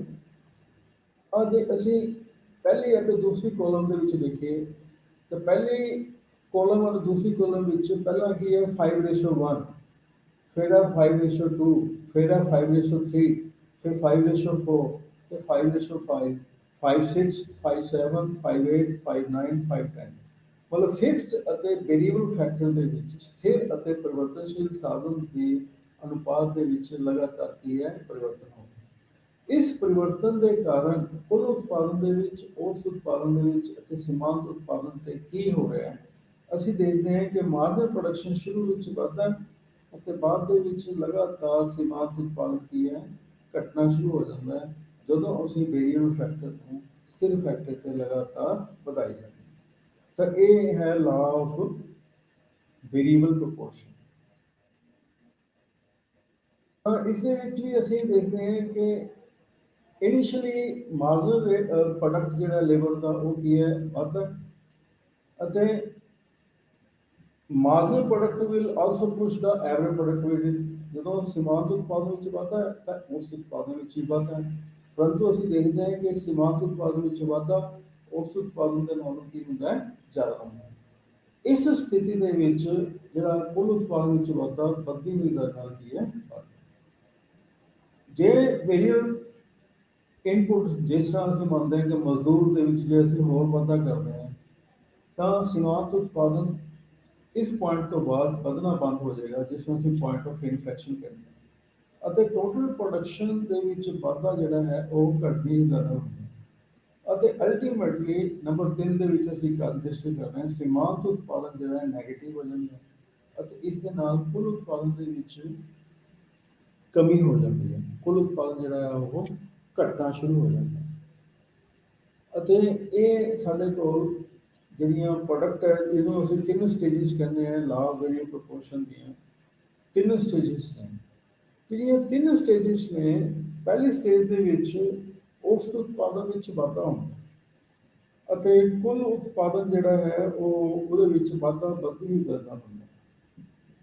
ਸ਼ੁਰੂ ਵਿੱਚ ਮਾਰਜਨਲ ਪ੍ਰੋਡਕਸ਼ਨ ਵਿੱਚ ਵਾਧਾ ਹੁੰਦਾ ਅਤੇ ਬਾਅਦ ਦੇ ਵਿੱਚ ਮਾਰਜਨਲ ਪ੍ਰੋਡਕਸ਼ਨ ਜਿਹੜੀ ਹੈ ਉਹ ਘਟਣੀ ਸ਼ੁਰੂ ਹੋ ਜਾਂਦੀ ਹੈ ਅਤੇ ਇਹ ਸਟੇਜ ਉਦੋਂ ਖਤਮ ਹੋ ਜਾਂਦੀ ਹੈ ਜਦੋਂ ਐਵਰੇਜ ਪ੍ਰੋਡਕਸ਼ਨ ਮਾਰਜਨਲ ਪ੍ਰੋਡਕਸ਼ਨ ਦੀ ਕੀ ਹੋ ਜਾਂਦੀ ਹੈ ਬਰਾਬਰ। ਤਾਂ ਇਸ ਦੇ ਵਿੱਚ ਅਸੀਂ ਦੇਖਦੇ ਹਾਂ ਕਿ ਟੋਟਲ ਪ੍ਰੋਡਕਸ਼ਨ ਜਿਹੜਾ ਹੈ ਇੰਕਰੀਜ਼ਿੰਗ ਰੇਟ ਦੇ ਨਾਲ ਵੱਧਦਾ ਅਤੇ ਫਿਰ ਕੀ ਹੈ ਦੈਨ ਦਾ rate increases changes from increasing to diminishing ਫਿਰ ਕੁੱਲ ਉਤਪਾਦਨ ਵਿੱਚ ਵਾਧਾ ਵੱਧਦੀ ਹੋਈ ਦਰ ਦੀ ਜਗ੍ਹਾ ਤੇ ਘਟਦੀ ਹੋਈ ਦਰ ਨਾਲ ਹੁੰਦਾ। ਇਸ ਹਾਲਤ ਵਿੱਚ ਮਾਰਜਨਲ ਪ੍ਰੋਡਕਸ਼ਨ ਜਿਹੜਾ ਹੈ, ਜਦੋਂ ਇਨਕਰੀਜ਼ਿੰਗ ਰੇਟ ਨਾਲ ਹੁੰਦਾ, ਮਾਰਜਨਲ ਪ੍ਰੋਡਕਸ਼ਨ ਵੱਧਦਾ ਹੈ ਅਤੇ ਫਿਰ ਕੀ ਹੈ, ਰੀਚਿਜ਼ ए ਮੈਕਸਿਮਮ, ਅਧਿਕਤਮ ਹੋ ਜਾਂਦਾ ਹੈ, ਐਂਡ ਦੈਨ ਸਟਾਰਟਸ ਡਿਮਿਨਿਸ਼ਿੰਗ, ਅਤੇ ਫਿਰ ਕੀ ਹੈ, ਮਾਰਜਨਲ ਪ੍ਰੋਡਕਸ਼ਨ ਜਿਹੜਾ ਹੈ ਉਹ ਘਟਣਾ ਸ਼ੁਰੂ ਹੁੰਦਾ। ਮਾਰਜਨਲ ਪ੍ਰੋਡਕਸ਼ਨ ਪਹਿਲਾਂ ਵੱਧਦਾ, ਮੈਕਸਿਮਮ ਹੋ ਜਾਂਦਾ, ਜਦੋਂ ਮੈਕਸਿਮਮ ਹੁੰਦਾ ਉਸ ਨੂੰ ਅਸੀਂ ਟੋਟਲ ਪ੍ਰੋਡਕਸ਼ਨ ਜਿਹੜਾ ਉਦੋਂ ਤੱਕ ਇਨਕਰੀਜ਼ਿੰਗ ਰੇਟ ਨਾਲ ਹੁੰਦਾ, ਉਹਨੂੰ ਅਸੀਂ ਪੁਆਇੰਟ ਆਫ ਇਨਫਲੈਕਸ਼ਨ ਕਹਿੰਦੇ ਹਾਂ, ਮੋੜ ਬਿੰਦੂ ਕਹਿੰਦੇ ਹਾਂ, ਅਤੇ ਫਿਰ ਘਟਣਾ ਸ਼ੁਰੂ ਹੋ ਜਾਂਦਾ। ਅਤੇ ਐਵਰੇਜ ਪ੍ਰੋਡਕਸ਼ਨ ਜਿਹੜਾ ਹੈ ਵੱਧਦਾ ਹੀ ਹੈ ਅਪ ਟੂ ਪੁਆਇੰਟ ਡਾਇਗਰਾਮ ਦੇ ਵਿੱਚ E ਪੁਆਇੰਟ ਤੇ, ਅਤੇ ਫਿਰ ਐਵਰੇਜ ਪ੍ਰੋਡਕਸ਼ਨ ਜਿਹੜਾ ਹੈ ਵੱਧਦਾ ਜਾਂਦਾ at point E and H। ਅਸੀਂ ਦੇਖਦੇ ਹਾਂ ਟੋਟਲ ਪ੍ਰੋਡਕਸ਼ਨ ਚ E ਅਤੇ ਮਾਰਜਨਲ ਪ੍ਰੋਡਕਸ਼ਨ ਚ ਕੀ ਹੁੰਦਾ ਹੈ, H। This is the stage 1। Stage 1 ਉੱਥੇ ਤੱਕ ਹੁੰਦੀ ਹੈ ਜਦੋਂ ਐਵਰੇਜ ਪ੍ਰੋਡਕਸ਼ਨ ਮਾਰਜਨਲ ਪ੍ਰੋਡਕਸ਼ਨ ਦੇ ਕੀ ਹੈ, ਬਰਾਬਰ। ਫਿਰ ਸੈਕੰਡ ਸਟੇਜ ਦੇ ਵਿੱਚ ਅਸੀਂ ਦੇਖਦੇ ਹਾਂ ਕਿ ਜਿਹੜਾ ਟੋਟਲ ਪ੍ਰੋਡਕਸ਼ਨ ਹੈ ਉਹ ਘਟਦੀ ਹੋਈ ਦਰ ਨਾਲ ਲਗਾਤਾਰ ਕੀ ਹੈ, ਵੱਧਦਾ ਜਾਂਦਾ। ਜਦੋਂ ਘਟਦੀ ਹੋਈ ਦਰ ਨਾਲ ਲਗਾਤਾਰ ਵੱਧਦਾ ਜਾਂਦਾ ਹੈ ਤਾਂ ਮਾਰਜਨਲ ਪ੍ਰੋਡਕਸ਼ਨ ਜਿਹੜਾ ਹੈ ਉਹ ਘਟਦਾ ਜਾਂਦਾ, ਕੰਟੀਨਿਊ ਡਿਮਿਨਿਸ਼ਿੰਗ। ਅਤੇ ਫਿਰ ਐਵਰੇਜ ਪ੍ਰੋਡਕਸ਼ਨ ਜਿਹੜਾ ਹੈ ਉਹ ਮੈਕਸਿਮਮ ਪੁਆਇੰਟ ਤੇ ਪਹੁੰਚ ਜਾਂਦਾ ਹੈ, ਜਿੱਥੇ ਇਹ ਐਵਰੇਜ ਪ੍ਰੋਡਕਸ਼ਨ ਮਾਰਜਨਲ ਪ੍ਰੋਡਕਸ਼ਨ ਦੇ ਬਰਾਬਰ ਹੋ ਜਾਂਦਾ ਹੈ। ਅਤੇ ਫਿਰ ਉਸ ਤੋਂ ਬਾਅਦ ਜਦੋਂ ਐਵਰੇਜ ਪ੍ਰੋਡਕਸ਼ਨ ਮਾਰਜਨਲ ਪ੍ਰੋਡਕਸ਼ਨ ਦੇ ਬਰਾਬਰ ਹੋ ਜਾਂਦਾ ਹੈ, ਉਸ ਤੋਂ ਬਾਅਦ ਐਵਰੇਜ ਪ੍ਰੋਡਕਸ਼ਨ ਜਿਹੜਾ ਹੈ ਘਟਣਾ ਸ਼ੁਰੂ ਹੋ ਜਾਂਦਾ ਹੈ। ਇਹ ਡਾਇਗਰਾਮ ਦੇ ਵਿੱਚ, ਫਿਗਰ ਦੇ ਵਿੱਚ ਅਸੀਂ ਪੁਆਇੰਟ ਜਿਹੜੇ ਨੇ F ਅਤੇ J ਰਾਹੀਂ ਦਰਸਾਏ ਹੋਏ ਨੇ। ਫਿਰ ਅਸੀਂ ਸਟੇਜ 2 ਦੇਖਦੇ ਹਾਂ ਤੇ ਟੋਟਲ ਪ੍ਰੋਡਕਸ਼ਨ ਜਦੋਂ ਮੈਕਸਿਮਮ ਪੁਆਇੰਟ ਤੇ ਪਹੁੰਚ ਜਾਂਦਾ ਹੈ, ਮਤਲਬ ਟੋਟਲ ਪ੍ਰੋਡਕਸ਼ਨ ਕੀ ਹੈ, ਮੈਕਸਿਮਮ ਹੋ ਜਾਂਦਾ ਹੈ, ਤਾਂ ਉਸ ਤੋਂ ਬਾਅਦ ਟੋਟਲ ਪ੍ਰੋਡਕਸ਼ਨ ਜਿਹੜਾ ਹੈ ਉਹ ਘਟਣਾ ਸ਼ੁਰੂ ਹੋ ਜਾਂਦਾ। ਜਦੋਂ ਟੋਟਲ ਪ੍ਰੋਡਕਸ਼ਨ ਮੈਕਸਿਮਮ ਹੁੰਦਾ ਹੈ ਤਾਂ ਉਸ ਹਾਲਤ ਦੇ ਵਿੱਚ ਜਿਹੜਾ ਮਾਰਜਨਲ ਪ੍ਰੋਡਕਸ਼ਨ ਹੈ ਉਹ ਕੀ ਹੈ, ਜ਼ੀਰੋ ਹੋ ਜਾਂਦਾ ਹੈ, ਸ਼ੂਨਯ ਹੋ ਜਾਂਦਾ। ਜਦੋਂ ਮਾਰਜਨਲ ਪ੍ਰੋਡਕਸ਼ਨ ਸ਼ੂਨਯ ਹੋ ਜਾਂਦਾ ਹੈ ਤਾਂ ਐਵਰੇਜ ਪ੍ਰੋਡਕਸ਼ਨ ਜਿਹੜਾ ਹੈ ਉਹ ਘਟਣਾ ਸ਼ੁਰੂ ਹੋ ਜਾਂਦਾ ਹੈ। ਡਾਇਗਰਾਮ ਚ ਇਸ ਨੂੰ ਅਸੀਂ ਪੁਆਇੰਟ G ਅਤੇ K ਦੁਆਰਾ ਦਰਸਾਇਆ ਗਿਆ। ਸਟੇਜ 3 ਦੇ ਵਿੱਚ ਟੋਟਲ ਪ੍ਰੋਡਕਸ਼ਨ ਜਿਹੜਾ ਹੈ ਉਹ ਘਟਣਾ ਸ਼ੁਰੂ ਹੋ ਜਾਂਦਾ, ਮਤਲਬ ਘਟਦਾ ਹੈ, ਅਤੇ ਉਸ ਸਾਲ ਜਦੋਂ ਟੋਟਲ ਪ੍ਰੋਡਕਸ਼ਨ ਘਟਦਾ ਹੈ ਤਾਂ ਮਾਰਜਨਲ ਪ੍ਰੋਡਕਸ਼ਨ ਜਿਹੜਾ ਹੈ ਉਹ ਨੈਗੇਟਿਵ ਹੋ ਜਾਂਦਾ ਹੈ, ਅਤੇ ਐਵਰੇਜ ਪ੍ਰੋਡਕਸ਼ਨ ਜਿਹੜਾ ਹੈ ਉਹ ਡਿਮਿਨਿਸ਼ਿਸ ਘਟਦਾ, ਪਰੰਤੂ ਰਹਿੰਦਾ ਪੋਜ਼ਿਟਿਵ ਹੈ। ਤਾਂ ਇਸ ਦੇ ਵਿੱਚ ਜਿਹੜਾ ਫਿਗਰ 7.1 ਦੇ ਵਿੱਚ J ਐਂਡ K ਪੁਆਇੰਟ ਤੋਂ ਸੱਜੇ ਪਾਸੇ to the right of points J and K, J and K ਦੇ ਸੱਜੇ ਪਾਸੇ ਅਸੀਂ ਸਟੇਜ 3 ਨੂੰ ਦਰਸਾਉਂਦੇ ਹਾਂ। ਤਾਂ ਇਹ ਸੀਗਾ ਤਿੰਨ ਸਟੇਜਸ ਜਿਹੜੀਆਂ ਨੇ, stages of production, stage 1, stage 2 and stage 3। ਅਸੀਂ ਦੇਖਦੇ ਹਾਂ, ਇਸ ਨੂੰ ਦੁਬਾਰਾ ਫਿਰ ਪੜ੍ਹ ਲੈਂਦੇ ਹਾਂ ਕਿ ਸਟੇਜ 1 ਦੇ ਵਿੱਚ ਐਵਰੇਜ ਪ੍ਰੋਡਕਸ਼ਨ ਵੱਧਦਾ। ਇਸ ਐਗਜ਼ਾਮਪਲ ਦੇ ਵਿੱਚ, ਸਾਡੀ ਐਗਜ਼ਾਮਪਲ ਦੇ ਵਿੱਚ ਅਪ ਟੂ 4 ਇਕਾਈਆਂ ਜਦੋਂ ਅਸੀਂ ਲੇਬਰ ਦੀਆਂ ਲਗਾਉਂਦੇ ਹਾਂ ਤਾਂ ਕੀ ਹੈ, ਐਵਰੇਜ ਪ੍ਰੋਡਕਸ਼ਨ ਵੱਧਦਾ। ਇਸ ਸਟੇਜ ਦੇ ਵਿੱਚ ਟੋਟਲ ਪ੍ਰੋਡਕਸ਼ਨ ਪਹਿਲਾਂ ਇਨਕਰੀਜ਼ਿੰਗ ਰੇਟ ਨਾਲ ਵੱਧਦੀ ਹੈ, ਮਾਰਜਨਲ ਪ੍ਰੋਡਕਸ਼ਨ 'ਚ ਵਾਧਾ ਹੁੰਦਾ, ਅਤੇ ਜਦੋਂ ਅਸੀਂ ਲੇਬਰ ਦੀਆਂ 3 ਇਕਾਈਆਂ ਲਗਾਉਂਦੇ ਹਾਂ ਤਾਂ ਇਸ 'ਚ ਜਿਹੜਾ ਮਾਰਜਨਲ ਪ੍ਰੋਡਕਸ਼ਨ ਮੈਕਸਿਮਮ ਹੋ ਜਾਂਦਾ। ਜਦੋਂ ਅਸੀਂ ਚੌਥੀ ਇਕਾਈ ਲੇਬਰ ਦੀ ਲਗਾਉਂਦੇ ਹਾਂ ਤਾਂ ਟੋਟਲ ਪ੍ਰੋਡਕਸ਼ਨ ਤੇ ਘਟਦੀ ਹੀ ਦਰ, ਟੋਟਲ ਪ੍ਰੋਡਕਸ਼ਨ 'ਚ ਵਾਧਾ ਘਟਦੀ ਹੀ ਦਰ ਨਹੀਂ ਹੁੰਦਾ, ਅਤੇ ਉਸ ਹਾਲਤ ਦੇ ਵਿੱਚ ਮਾਰਜਨਲ ਪ੍ਰੋਡਕਸ਼ਨ ਜਿਹੜਾ ਹੈ ਉਹ ਘਟਣਾ ਸ਼ੁਰੂ ਹੋ ਜਾਂਦਾ। ਸਟੇਜ ਸੈਕਿੰਡ ਦੇ ਵਿੱਚ ਟੋਟਲ ਪ੍ਰੋਡਕਸ਼ਨ ਵਿੱਚ ਵਾਧਾ ਘਟਦੀ ਹੀ ਦਰ ਨਾਲ ਹੁੰਦਾ ਹੈ, ਅਤੇ ਇਸ ਹਾਲਤ ਦੇ ਵਿੱਚ ਮਾਰਜਨਲ ਪ੍ਰੋਡਕਸ਼ਨ ਅਤੇ ਐਵਰੇਜ ਪ੍ਰੋਡਕਸ਼ਨ ਦੋਨੋਂ ਕੀ ਹੈ, ਘਟਦੇ ਹੈ। ਤਾਂ ਮਾਰਜਨਲ ਪ੍ਰੋਡਕਸ਼ਨ 'ਚ ਜਿਹੜੀ ਕਮੀ ਹੈ ਉਹ ਐਵਰੇਜ ਪ੍ਰੋਡਕਸ਼ਨ ਦੇ ਨਾਲੋਂ ਕੀ ਹੈ, ਜ਼ਿਆਦਾ ਹੁੰਦੀ ਹੈ। ਮਤਲਬ ਮੋਟੇ ਤੌਰ 'ਤੇ ਜਦੋਂ ਐਵਰੇਜ ਪ੍ਰੋਡਕਸ਼ਨ ਵੱਧਦੀ ਹੈ ਤਾਂ ਮਾਰਜਨਲ ਪ੍ਰੋਡਕਸ਼ਨ 'ਚ ਵਾਧਾ ਐਵਰੇਜ ਪ੍ਰੋਡਕਸ਼ਨ ਨਾਲੋਂ ਜ਼ਿਆਦਾ ਹੁੰਦਾ। ਜਦੋਂ ਐਵਰੇਜ ਪ੍ਰੋਡਕਸ਼ਨ ਘਟਦੀ ਹੈ ਤਾਂ ਮਾਰਜਨਲ ਪ੍ਰੋਡਕਸ਼ਨ 'ਚ ਘਾਟਾ ਜਿਹੜਾ ਹੈ ਐਵਰੇਜ ਪ੍ਰੋਡਕਸ਼ਨ ਨਾਲੋਂ ਜ਼ਿਆਦਾ। ਤਾਂ right hand boundary of stage ਜਿਹੜੀ ਸੈਕਿੰਡ ਹੈ ਇਸ ਐਟ ਮੈਕਸਿਮਮ ਟੋਟਲ ਪ੍ਰੋਡਕਸ਼ਨ। ਤਾਂ ਟੋਟਲ ਪ੍ਰੋਡਕਸ਼ਨ ਕੀ ਹੈ, ਉਦੋਂ ਮੈਕਸਿਮਮ ਹੁੰਦੀ ਹੈ, ਅਤੇ ਮਾਰਜਨਲ ਪ੍ਰੋਡਕਸ਼ਨ ਕੀ ਹੈ, ਜ਼ੀਰੋ ਹੁੰਦੀ ਹੈ। ਸਾਡੀ ਐਗਜ਼ਾਮਪਲ ਦੇ ਵਿੱਚ ਸਟੇਜ ਸੈਕਿੰਡ ਜਿਹੜੀ ਹੈ ਉਹ 4 ਤੋਂ 8 ਇਕਾਈਆਂ ਜਦੋਂ ਅਸੀਂ ਲੇਬਰ ਦੀ ਲਗਾਉਂਦੇ ਹਾਂ, ਕਿਉਂਕਿ ਜਦੋਂ 8ਵੀਂ ਇਕਾਈ ਅਸੀਂ ਲੇਬਰ ਦੀ ਲਗਾਉਂਦੇ ਹਾਂ ਤਾਂ ਮਾਰਜਨਲ ਪ੍ਰੋਡਕਸ਼ਨ ਕੀ ਹੈ, ਜ਼ੀਰੋ ਹੋ ਜਾਂਦੀ ਹੈ। ਮਤਲਬ ਚੌਥੀ ਇਕਾਈ ਤੋਂ ਸ਼ੁਰੂ ਹੋ ਕੇ 8ਵੀਂ ਇਕਾਈ ਲੇਬਰ ਦੀ ਲਗਾਉਂਦੇ ਹਾਂ ਜਦ ਤੱਕ, ਤਾਂ ਇਹ ਸੈਕਿੰਡ ਸਟੇਜ ਹੈ।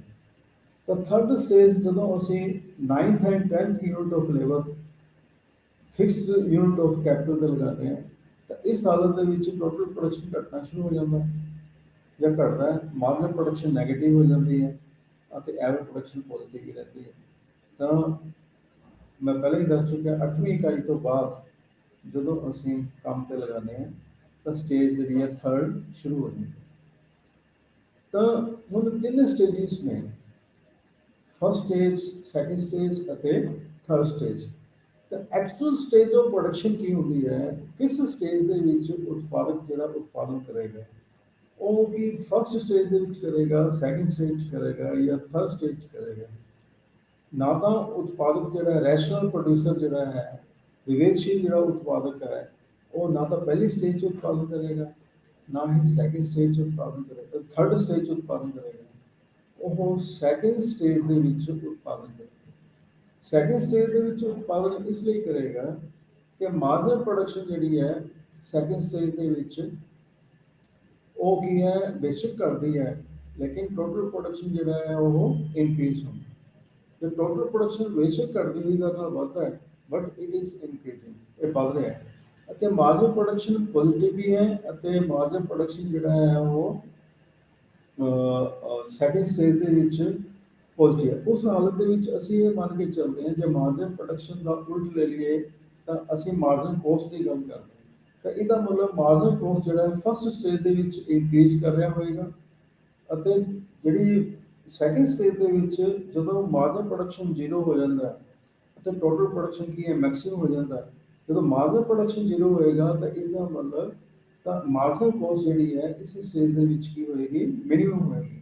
ਤਾਂ ਇਸ ਮਿਨੀਮਮ ਮਾਰਜਨਲ ਕੋਸਟ ਦੇ ਉੱਤੇ ਰੈਸ਼ਨਲ ਕੰਜ਼ਿਊਮਰ ਜਿਹੜਾ ਹੈ ਉਤਪਾਦਨ ਕਰਨਾ ਪਸੰਦ ਕਰੇਗਾ, ਕਿਉਂਕਿ ਇਸ ਤਰ੍ਹਾਂ ਕਰਨ ਦੇ ਨਾਲ ਉਸ ਨੂੰ ਮੈਕਸਿਮਮ ਪ੍ਰੋਫਿਟ ਜਿਹੜਾ ਹੈ ਉਹ ਮਿਲੇਗਾ।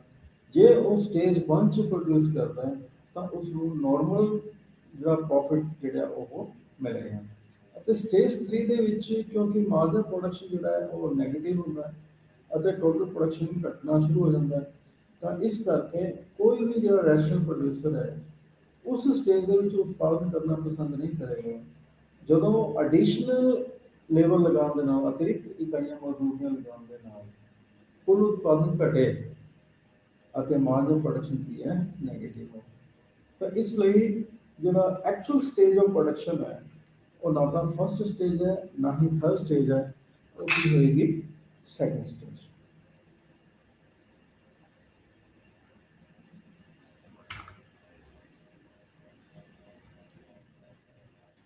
ਹੁਣ ਇਸ ਦੀਆਂ ਤਿੰਨ ਸਟੇਜਿਸ ਹੈ, ਇਹਨਾਂ ਤਿੰਨਾਂ ਸਟੇਜਿਸ ਦੇ ਬੇਸ ਤੇ ਇੱਕ ਚੀਜ਼ ਹੋਰ ਜਿਹੜੀ ਮੈਂ ਇੱਥੇ ਦੱਸਣਾ ਚਾਹਾਂਗਾ ਕਿ ਲਾਅ ਆਫ ਵੇਰੀਏਬਲ ਪ੍ਰੋਪੋਰਸ਼ਨ ਜਿਹੜਾ ਹੈ ਇਹ ਸ਼ੋਰਟ ਰਨ 'ਚ ਲਾਗੂ ਹੁੰਦਾ, ਅਲਪਕਾਲ 'ਚ ਲਾਗੂ ਹੁੰਦਾ। ਇਹ ਕੁਝ ਅਜੰਪਸ਼ਨਸ 'ਤੇ ਆਧਾਰਿਤ ਹੈ ਕਿ ਇਸ ਦੇ ਵਿੱਚ ਅਸੀਂ ਇੱਕ ਫੈਕਟਰ ਦੇ ਵਿੱਚ ਤਬਦੀਲੀ ਕਰਦੇ ਹਾਂ, ਬਾਕੀ ਫੈਕਟਰਸ ਨੂੰ ਅਸੀਂ ਕੌਨਸਟੈਂਟ ਮੰਨਦੇ ਹਾਂ ਅਤੇ ਵੇਰੀਏਬਲ ਫੈਕਟਰ ਜਿਹੜੇ ਹੈ ਉਹ ਸਾਰੇ ਹੋਮੋਜੀਨੀਅਸ ਹੁੰਦੇ ਹਨ, ਸਮਾਨ ਹੁੰਦੇ ਹਨ, ਇਕਸਾਰ ਹੁੰਦੇ ਹਨ। ਉਹਨਾਂ ਵਿੱਚ ਕੋਈ ਇਹ ਨਹੀਂ ਹੈ ਕਿ ਕੋਈ ਉਤਪਾਦ ਦਾ ਸਾਧਨ ਵਧੀਆ, ਕੋਈ ਘਟੀਆ, ਕੋਈ ਜ਼ਿਆਦਾ ਉਤਪਾਦਨ ਕਰਦਾ, ਕੋਈ ਘੱਟ ਉਤਪਾਦਨ ਕਰਦਾ, ਇਸ ਤਰ੍ਹਾਂ ਨਹੀਂ ਹੈ। ਅਤੇ ਉਤਪਾਦਨ ਦੀ ਜਿਹੜੀ ਤਕਨੀਕ ਹੈ ਉਹ ਸਥਿਰ ਰਹਿੰਦੀ ਹੈ ਅਤੇ ਜਿਹੜਾ ਫਿਕਸਡ ਅਤੇ ਵੇਰੀਏਬਲ ਫੈਕਟਰ ਦੇ ਵਿੱਚ ਜਿਹੜਾ ਪ੍ਰਪੋਰਸ਼ਨ ਹੈ, ਜਿਹੜਾ ਅਨੁਪਾਤ ਹੈ ਉਹ ਕੀ ਹੈ, ਤਬਦੀਲ ਹੁੰਦਾ ਹੈ। ਮੇਨਲੀ ਦੋ ਅਜੰਪਸ਼ਨਸ ਨੇ, ਉਹ ਹੈ ਕਿ ਫਿਕਸਡ ਅਤੇ ਵੇਰੀਏਬਲ ਫੈਕਟਰ ਦੇ ਅਨੁਪਾਤ ਵਿੱਚ ਤਬਦੀਲੀ ਹੁੰਦੀ ਹੈ ਅਤੇ ਮੋਰਓਵਰ ਇਹ ਜਿਹੜਾ ਨਿਯਮ ਹੈ ਇਹ ਸ਼ੋਰਟ ਰਨ ਦੇ ਵਿੱਚ ਲਾਗੂ ਹੁੰਦਾ ਹੈ। ਇੱਕ ਫੈਕਟਰ ਕੌਨਸਟੈਂਟ, ਇੱਕ ਫੈਕਟਰ ਦੇ ਵਿੱਚ ਅਸੀਂ ਤਬਦੀਲੀ ਕਰਦੇ ਹਾਂ ਅਤੇ ਬਾਕੀ ਫੈਕਟਰਸ ਕੀ ਨੇ ਉਹ ਕੌਨਸਟੈਂਟ ਰਹਿੰਦੇ, ਸਥਿਰ ਰਹਿੰਦੇ। ਤਾਂ ਕਿਉਂਕਿ ਇਹ ਤਿੰਨ ਸਟੇਜਿਸ ਹਨ, ਸ਼ੁਰੂ ਵਿੱਚ ਉਤਪਾਦਨ ਅਸੀਂ ਦੇਖਿਆ ਕੁੱਲ ਉਤਪਾਦਨ ਵਿੱਚ ਵਾਧਾ ਵੱਧਦੀ ਹੋਈ ਦਰ ਨਾਲ ਹੁੰਦਾ, ਇਸ ਨੂੰ ਅਸੀਂ increasing returns to a factor ਕਹਿ ਸਕਦੇ ਹਾਂ। This is known as increasing returns to a factor ਕਿ ਵੱਧਦੇ ਪ੍ਰਤੀਫਲ ਦਾ ਨਿਯਮ।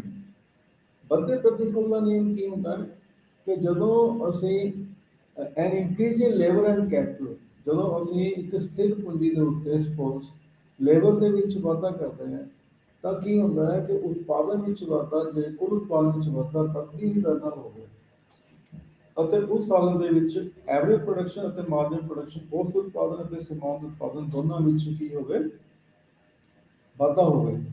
ਜੇ ਔਸਤ ਅਤੇ ਸੀਮਾਂਤ ਉਤਪਾਦਨ ਵਿੱਚ ਵਾਧਾ ਹੁੰਦਾ ਹੈ, ਨੈਚੁਰਲੀ ਸੀਮਾਂਤ ਉਤਪਾਦਨ ਵਿੱਚ ਵਾਧਾ ਔਸਤ ਉਤਪਾਦਨ ਦੇ ਨਾਲੋਂ ਕੀ ਹੋਏਗਾ, ਸੀਮਾਂਤ ਉਤਪਾਦਨ ਵਿੱਚ ਵਾਧਾ ਔਸਤ ਉਤਪਾਦਨ ਨਾਲੋਂ ਜ਼ਿਆਦਾ ਹੋਏਗਾ।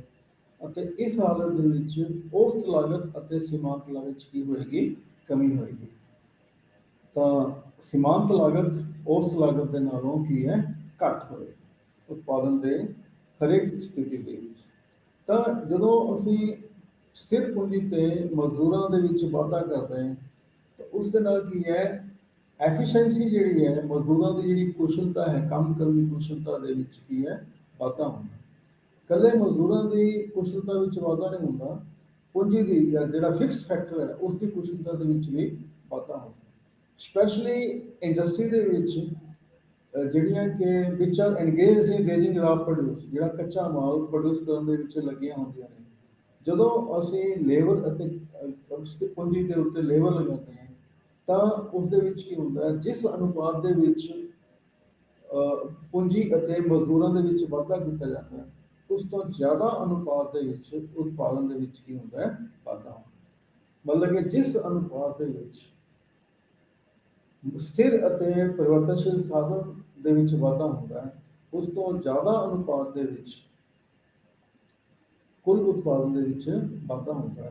ਅਤੇ ਇਸ ਹਾਲਤ ਦੇ ਵਿੱਚ ਔਸਤ ਅਤੇ ਸੀਮਾਂਤ ਉਤਪਾਦਨ ਵਿੱਚ ਵਾਧਾ ਹੁੰਦਾ ਹੈ ਅਤੇ ਔਸਤ ਲਾਗਤ ਅਤੇ ਸੀਮਾਂਤ ਲਾਗਤ ਦੇ ਵਿੱਚ ਕੀ ਹੁੰਦੀ ਹੈ, ਕਮੀ ਆਉਂਦੀ ਹੈ। ਤਾਂ ਇਹ ਕੀ ਹੁੰਦਾ ਹੈ, ਇਸ ਨੂੰ ਅਸੀਂ ਕਹਿੰਦੇ ਹਾਂ explanation of law of increasing returns. ਇਹ ਹੁੰਦਾ ਕਿਵੇਂ, ਇਹ ਅਸੀਂ ਟੇਬਲ ਅਤੇ ਡਾਇਗਰਾਮ ਦੇ ਨਾਲ ਐਕਸਪਲੇਨ ਕਰ ਸਕਦੇ ਹਾਂ। ਇੱਥੇ ਇਸ ਜਿਹੜੀਆਂ ਸਲਾਈਡਸ ਨਹੀਂ ਹੈਗੀਆਂ ਤਾਂ ਮੋਟੇ ਤੌਰ ਤੇ ਇਸੇ ਟੇਬਲ ਜਿਹੜਾ ਅਸੀਂ ਦਿੱਤਾ ਸੀਗਾ ਲਾ ਆਫ ਵੇਰੀਏਬਲ ਪ੍ਰੋਪੋਰਸ਼ਨ ਦਾ,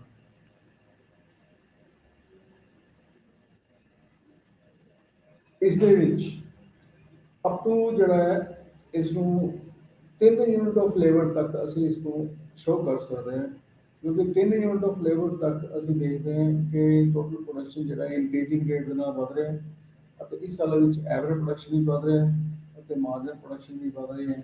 ਤੇ ਮਾਰਜਨ ਪ੍ਰੋਡਕਸ਼ਨ ਵਿੱਚ ਵਾਧਾ ਐਵਰੇਜ ਪ੍ਰੋਡਕਸ਼ਨ ਦੇ ਨਾਲੋਂ ਕੀ ਹੋ ਰਿਹਾ, ਜ਼ਿਆਦਾ ਹੋ ਰਿਹਾ। ਤਾਂ ਇਸ ਨੂੰ ਅਸੀਂ ਲਾ ਆਫ ਇਨਕਰੀਜ਼ਿੰਗ ਰਿਟਰਨਸ ਕਹਿ ਸਕਦੇ ਹਾਂ।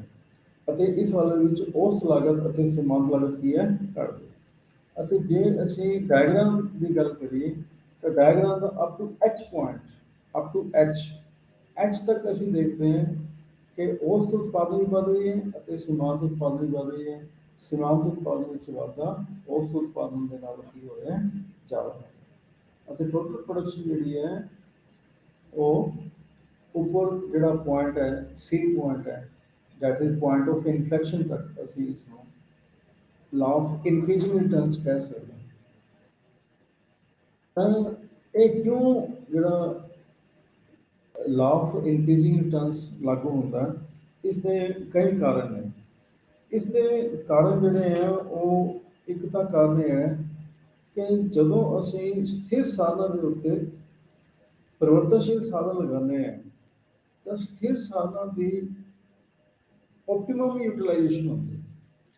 optimum utilization means ਪਹਿਲਾਂ ਅੰਡਰ ਯੂਟੀਲਾਈਜ਼ ਹੁੰਦੇ, ਮਤਲਬ ਕਿ ਉਹਨਾਂ ਦਾ ਜਿਹੜੀ ਵਰਤੋਂ ਹੈ ਉਹ ਘੱਟ ਹੋਈ ਹੁੰਦੀ ਹੈ। ਜਿਸ ਤਰ੍ਹਾਂ ਜਦੋਂ 5 ਪੂੰਜੀ ਦੀ ਇਕਾਈਆਂ ਤੇ ਇੱਕ ਮਜ਼ਦੂਰ ਲਗਾਉਂਦੇ ਆ ਤਾਂ ਇੱਕ ਮਜ਼ਦੂਰ ਜਿਹੜਾ ਹੈ 5 ਪੂੰਜੀ ਦੀ ਇਕਾਈਆਂ ਦਾ ਜਿੰਨਾ ਵੱਧ ਤੋਂ ਵੱਧ ਇਸਤੇਮਾਲ ਅਸੀਂ ਕਰ ਸਕਦੇ ਹਾਂ ਉਨਾ ਨਹੀਂ ਹੁੰਦਾ। ਤਾਂ ਇੱਕ ਤੋਂ ਵੱਧ ਜਦੋਂ ਅਸੀਂ ਮਜ਼ਦੂਰ ਨੂੰ ਲਗਾਉਂਦੇ ਹਾਂ ਤਾਂ ਉਹ ਪੂੰਜੀ ਦੀ ਇਕਾਈਆਂ ਦਾ ਪਹਿਲਾਂ ਨਾਲੋਂ ਜ਼ਿਆਦਾ ਇਸਤੇਮਾਲ ਕਰ ਸਕਦੇ, ਵਧੀਆ ਇਸਤੇਮਾਲ ਕਰ ਸਕਦੇ। ਜਦੋਂ ਅਸੀਂ ਤੀਸਰਾ ਮਜ਼ਦੂਰ ਕੰਮ ਤੇ ਲਗਾਉਂਦੇ ਹਾਂ ਤਾਂ ਪੂੰਜੀ ਦੀ ਇਕਾਈਆਂ ਦਾ ਹੋਰ ਜ਼ਿਆਦਾ ਵਧੀਆ ਤਰੀਕੇ ਦੇ ਨਾਲ ਕੀ ਹੈ, ਇਸਤੇਮਾਲ ਹੁੰਦਾ ਹੈ। ਅਤੇ ਇਸ ਤਰ੍ਹਾਂ ਕਰਨ ਦੇ ਨਾਲ ਜਦੋਂ ਇਹਨਾਂ ਦੀ ਕੰਬੀਨੇਸ਼ਨ ਜਿਹੜੀ ਹੈ, ਫਿਕਸਡ ਅਤੇ ਵੇਰੀਏਬਲ ਫੈਕਟਰ ਦੀ ਕੰਬੀਨੇਸ਼ਨ ਬੈਟਰ ਹੋ ਜਾਂਦੀ ਹੈ, ਆਪਟੀਮਮ ਹੋ ਜਾਂਦੀ ਹੈ ਅਤੇ ਜਿਹੜੇ ਸਥਿਰ ਸਾਧਨਾਂ ਦੀ ਆਪਟੀਮਮ ਯੂਟੀਲਾਈਜੇਸ਼ਨ ਹੁੰਦੀ ਹੈ, ਇਸਤਮ ਪ੍ਰਯੋਗ ਹੋਣਾ ਸ਼ੁਰੂ ਹੋ ਜਾਂਦਾ ਹੈ। ਜਿਹੜੀ ਉਹਦੀ ਅੰਡਰ ਯੂਟੀਲਾਈਜੇਸ਼ਨ ਪਹਿਲਾਂ ਹੋ ਰਹੀ ਸੀ ਜਾਂ ਘੱਟ ਪ੍ਰਯੋਗ ਉਹਨਾਂ ਦਾ ਹੋ ਰਿਹਾ ਸੀ, ਉਹ ਵੱਧ ਪ੍ਰਯੋਗ ਹੋਣਾ ਸ਼ੁਰੂ ਹੋ ਜਾਂਦਾ ਹੈ, ਤਾਂ ਕੁੱਲ ਉਤਪਾਦ ਵਿੱਚ ਵਾਧਾ ਵੱਧਦੀ ਹੋਈ ਦਰ ਦੇ ਨਾਲ ਹੁੰਦਾ ਹੈ। ਅਤੇ ਦੂਸਰਾ ਇਹ ਕਹਿ ਸਕਦੇ ਹਾਂ ਅਸੀਂ ਕਿ ਜਿਹੜੀ ਐਫੀਸ਼ੀਐਂਸੀ ਹੈ, ਕੁਸ਼ਲਤਾ ਹੈ, ਉਹ ਸਥਿਰ ਸਾਧਨ ਦੀ ਵੀ ਅਤੇ ਪਰਿਵਰਤਨਸ਼ੀਲ ਸਾਧਨ ਦੀ, ਜਿਸ ਤਰ੍ਹਾਂ ਅਸੀਂ ਪਿੱਛੇ ਦੇਖਿਆ ਕਿ ਪਰਿਵਰਤਨਸ਼ੀਲ ਸਾਧਨ ਅਤੇ ਸਥਿਰ ਸਾਧਨ ਮਤਲਬ ਮਜ਼ਦੂਰ ਦੀ ਵੀ ਅਤੇ ਪੂੰਜੀ ਦੀ ਵੀ ਉਦਾਹਰਨ ਦੇ ਵਿੱਚ ਦੋਨਾਂ ਦੀ ਕੁਸ਼ਲਤਾ ਦੇ ਵਿੱਚ ਕੀ ਹੈ, ਵਾਧਾ ਹੁੰਦਾ। ਤੀਸਰਾ ਅਸੀਂ ਕਹਿ ਸਕਦੇ ਹਾਂ ਕਿ ਜਿਹੜੀ ਕੋਆਰਡੀਨੇਸ਼ਨ ਹੈ, ਜਿਹੜੀ ਤਾਲਮੇਲ ਹੈ, ਉਹ ਫਿਕਸਡ ਅਤੇ ਵੇਰੀਏਬਲ ਫੈਕਟਰ ਦਾ ਤਾਲਮੇਲ ਕੀ ਹੈ, ਬੈਟਰ ਹੋ ਜਾਂਦਾ। ਤਾਂ ਜਦੋਂ ਬੈਟਰ ਹੋ ਜਾਂਦਾ ਤਾਂ ਜਿਹੜੀ ਉਤਪਾਦਨ ਦੇ ਵਿੱਚ ਵਾਧਾ ਜਿਹੜਾ ਹੈ ਉਹ ਵੱਧਦੀ ਹੋਈ ਦਰ ਦੇ ਨਾਲ ਹੁੰਦਾ। ਤਾਂ that is the explanation of law of increasing returns। ਇਹ ਨਿਯਮ ਬੇਸਿਕਲੀ ਇੰਡਸਟਰੀਜ਼ ਤੇ ਲਾਗੂ ਹੁੰਦਾ ਹੈ। ਜਦੋਂ ਅਸੀਂ ਇੰਡਸਟਰੀਜ਼ ਤੇ ਸਥਿਰ ਸਾਧਨ ਦੇ ਵੇਰੀਏਬਲ ਫੈਕਟਰ ਮਤਲਬ ਬੜੀ ਬੜੀਆਂ ਮਸ਼ੀਨਾਂ ਤੇ ਅਸੀਂ ਮਜ਼ਦੂਰ ਜਾਂ ਵੇਰੀਏਬਲ ਫੈਕਟਰ ਲਗਾਉਂਦੇ ਹਾਂ, ਤਾਂ ਉਤਪਾਦਨ ਵਿੱਚ ਵਾਧਾ ਜਿਹੜਾ ਹੈ ਉਹ ਵੱਧਦੀ ਹੋਈ ਦਰ ਨਾਲ ਹੁੰਦਾ ਹੈ। ਸੀਮਾਂਤ ਉਤਪਾਦਨ ਅਤੇ ਉਸ ਉਤਪਾਦਨ ਵਿੱਚ ਵਾਧਾ ਹੁੰਦਾ ਹੈ।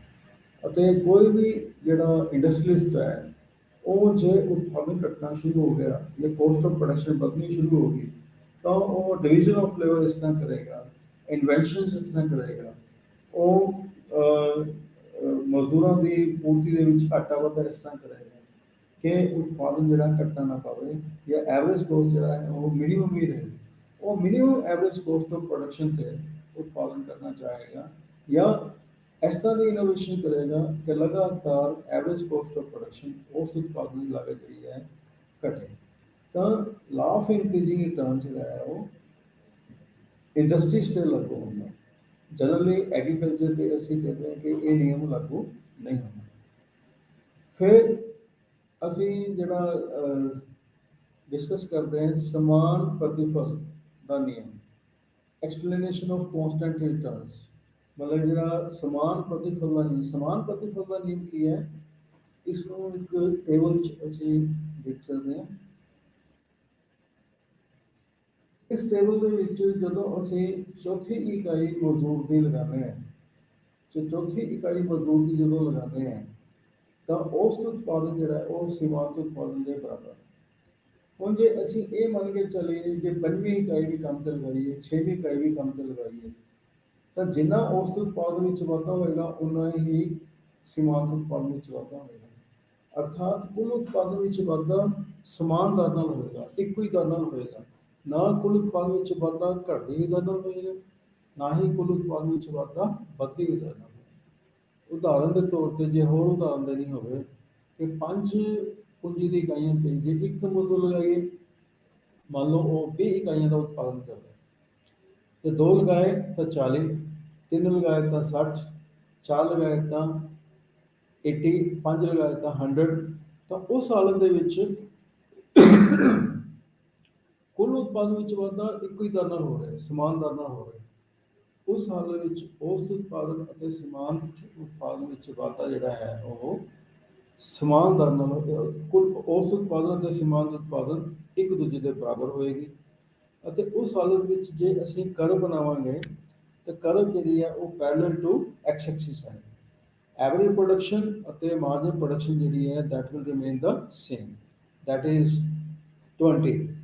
ਤਾਂ ਔਸਤ ਉਤਪਾਦਨ ਵੀ ਉਸ ਤਰ੍ਹਾਂ ਹੀ ਰਹੇਗੀ ਅਤੇ ਸੀਮਾਂਤ ਉਤਪਾਦਨ ਵੀ ਉਸ ਤਰ੍ਹਾਂ ਹੀ ਰਹੇਗੀ, ਪਰੰਤੂ ਕੁੱਲ ਉਤਪਾਦਨ ਜਿਹੜਾ ਹੈ ਉਹ 45 ਡਿਗਰੀ ਐਂਗਲ ਤੇ, ਮਤਲਬ ਕਿ ਕਿਉਂਕਿ ਕੌਂਸਟੈਂਟ ਰੇਟ ਦੇ ਨਾਲ ਵੱਧ ਰਹੇ ਅਤੇ ਕੁੱਲ ਉਤਪਾਦਨ ਜਿਹੜੀ ਹੈ 45 ਡਿਗਰੀ ਦੇ ਕੋਣ ਦੇ ਨਾਲ, ਇੱਕ ਪਾਸੇ ਜੇ ਅਸੀਂ ਵੇਰੀਏਬਲ ਫੈਕਟਰ ਲੈਂਦੇ ਹਾਂ, ਦੂਜੇ ਪਾਸੇ ਵਾਈ ਐਕਸਿਸ ਤੇ ਟੋਟਲ ਪ੍ਰੋਡਕਸ਼ਨ ਲੈਂਦੇ ਹਾਂ, ਤਾਂ ਇਸ ਤਰ੍ਹਾਂ ਹੋਏਗਾ।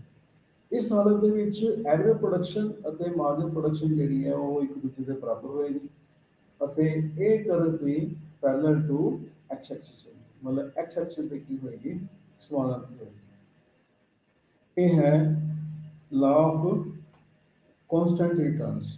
ਲੇਕਿਨ ਇਹਦੇ ਜਿਹੜੇ ਲਾਗੂ ਹੋਣ ਦੇ ਕੀ ਕਾਰਨ ਹੈ, ਇਹ ਜਿਹੜਾ ਸਮਾਨ ਪ੍ਰਤੀਫਲ ਦਾ ਨਿਯਮ ਕਿਉਂ ਲਾਗੂ ਹੁੰਦਾ? ਲਾਗੂ ਹੁੰਦਾ ਹੈ ਇਸ ਦੇ ਕਾਰਨ ਹੈ ਇੱਕ ਤਾਂ optimum utilisation of the fix factor, ਕਿ ਇਸ ਹਾਲਤ ਦੇ ਵਿੱਚ ਇਹ ਜਿਹੜੀ ਸੈਕਿੰਡ ਸਟੇਜ ਅਸੀਂ ਕਹਿ ਸਕਦੇ ਹਾਂ ਕੁਝ ਹੱਦ ਤੱਕ, ਇਸ ਦੇ ਵਿੱਚ ਸਥਿਰ ਸਾਧਨ ਦਾ ਜਿੰਨਾ ਮੈਕਸਿਮਮ ਯੂਜ਼ ਹੋਣਾ ਸੀਗਾ ਉਹਨਾਂ ਯੂਜ਼ ਹੋਣਾ।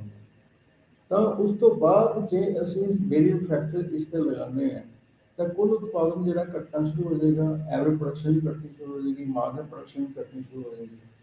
ਤਾਂ ਇਸ ਹਾਲਤ ਦੇ ਵਿੱਚ ਜਿਹੜਾ ਇਸ਼ਟਤਮ ਪ੍ਰਯੋਗ ਜਿਹੜਾ ਹੈ ਸਥਿਰ ਸਾਧਨਾਂ ਦਾ ਹੋ ਜਾਂਦਾ। ਅਤੇ ਵੇਰੀਏਬਲ ਅਤੇ ਫਿਕਸ ਫੈਕਟਰ ਦੇ ਵਿੱਚ ਇਹ ਇੱਕ ਆਈਡੀਅਲ ਰੇਸ਼ੋ ਹੁੰਦੀ ਹੈ, ਇੱਕ ਆਦਰਸ਼ ਜਿਹੜਾ ਅਨੁਪਾਤ ਹੁੰਦਾ ਹੈ।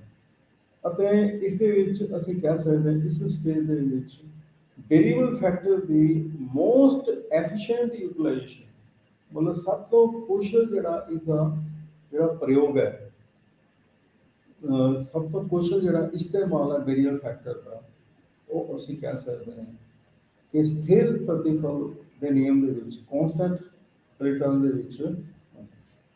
ਇੱਕ ਨਿਯਮ ਹੋਰ ਹੈ ਜਿਹਨੂੰ ਅਸੀਂ ਲਾ ਆਫ ਡਿਮਿਨਿਸ਼ਿੰਗ ਰਿਟਰਨਸ ਕਹਿੰਦੇ ਹਾਂ। ਤਾਂ ਜਦੋਂ ਕੌਨਸਟੈਂਟ ਰਿਟਰਨਸ ਤੋਂ ਬਾਅਦ ਅਸੀਂ ਜਿਸ ਤਰ੍ਹਾਂ ਅਸੀਂ ਇਸ ਟੇਬਲ 'ਚ ਅਸੀਂ ਕਹਿ ਸਕਦੇ ਹਾਂ ਜੇ ਅਸੀਂ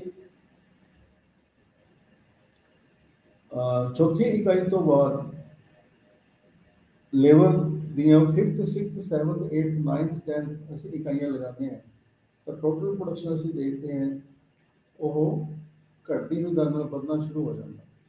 ਅਤੇ ਸਪੈਸ਼ਲੀ ਜਦੋਂ ਅਸੀਂ ਦੇਖਦੇ ਹਾਂ ਕਿ ਜਦੋਂ ਟੋਟਲ ਪ੍ਰੋਡਕਸ਼ਨ ਘਟਦੀ ਹੋਈ ਦਰ ਨਾਲ ਵੱਧ ਰਿਹਾ ਹੈ ਅਤੇ ਐਵਰੇਜ ਪ੍ਰੋਡਕਸ਼ਨ ਵੀ ਘਟ ਰਿਹਾ ਹੈ ਅਤੇ ਮਾਰਜਨ ਪ੍ਰੋਡਕਸ਼ਨ ਵੀ ਘਟ ਰਿਹਾ ਹੈ ਅਤੇ ਮਾਰਜਨ ਪ੍ਰੋਡਕਸ਼ਨ ਵਿੱਚ ਘਾਟਾ ਐਵਰੇਜ ਪ੍ਰੋਡਕਸ਼ਨ ਨਾਲੋਂ ਜ਼ਿਆਦਾ ਹੋ ਰਿਹਾ ਅਤੇ ਮਾਰਜਨ ਪ੍ਰੋਡਕਸ਼ਨ ਈਵਨ ਨੈਗੇਟਿਵ ਵੀ ਹੋ ਸਕਦਾ ਹੈ। ਤਾਂ ਉਸ ਹਾਲਤ ਦੇ ਵਿੱਚ ਐਵਰੇਜ ਕੋਸਟ ਵੀ ਵੱਧਦੀ ਹੈ ਅਤੇ ਮਾਰਜਨ ਕੋਸਟ ਵੀ ਵੱਧਦੀ ਹੈ। ਅਤੇ ਆਪਾਂ ਗੱਲ ਕਰ ਚੁੱਕੇ ਹਾਂ ਪਹਿਲਾਂ ਕਿ ਕੋਈ ਵੀ ਜਿਹੜਾ ਰੈਸ਼ਨਲ ਪ੍ਰੋਡਿਊਸਰ ਹੈ ਇਸ ਸਟੇਜ ਦੇ ਵਿੱਚ ਉਤਪਾਦਨ ਕਰਨਾ ਪਸੰਦ ਨਹੀਂ ਕਰੇਗਾ।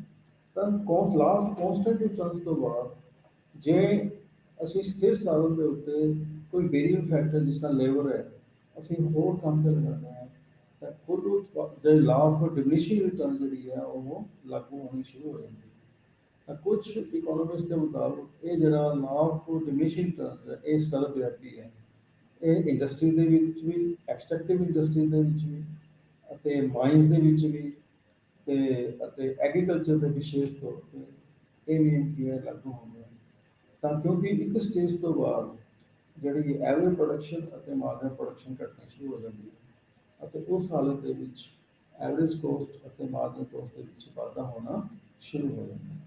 ਤਾਂ ਇਹ ਤਿੰਨ ਸਟੇਜਸ ਨੇ, law of increasing returns, law of constant returns and law of diminishing returns.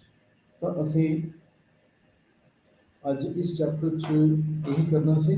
ਹੁਣ ਅਸੀਂ 5-10 ਮਿੰਟ 'ਚ ਇਸ ਨੂੰ ਹਲਕਾ ਜਿਹਾ ਰਿਵਾਈਜ਼ ਕਰ ਲੈਂਦੇ ਹਾਂ, ਸਮਾਪਤ ਕਰ ਲੈਂਦੇ ਹਾਂ ਜੋ ਆਪਾਂ ਅੱਜ ਡਿਸਕਸ ਕੀਤਾ।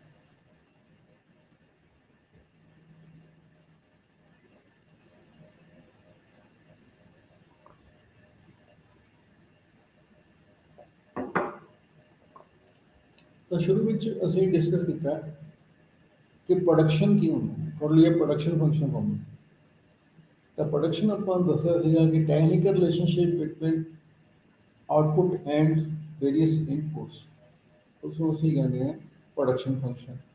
ਇਹ ਜਿਹੜੇ ਇਨਪੁਟਸ ਨੇ, ਜਿਸ ਤਰ੍ਹਾਂ ਅਸੀਂ ਲੈਂਡ, ਲੇਬਰ, ਕੈਪੀਟਲ ਦੀ ਗੱਲ ਕਰਦੇ ਹਾਂ, ਉਹਨਾਂ ਨੂੰ ਅਸੀਂ ਡਿਫਰੈਂਟ ਪ੍ਰਪੋਰਸ਼ਨ 'ਚ ਲਗਾ ਕੇ ਜਦੋਂ ਅਸੀਂ ਉਤਪਾਦਨ ਕਰਦੇ ਹਾਂ ਤਾਂ ਉਤਪਾਦਨ ਅਤੇ ਇਹਨਾਂ ਵਿੱਚ ਜੋ ਸੰਬੰਧ ਹੁੰਦਾ ਹੈ ਉਸ ਨੂੰ ਅਸੀਂ ਪ੍ਰੋਡਕਸ਼ਨ ਫੰਕਸ਼ਨ ਕਹਿੰਦੇ ਹਾਂ।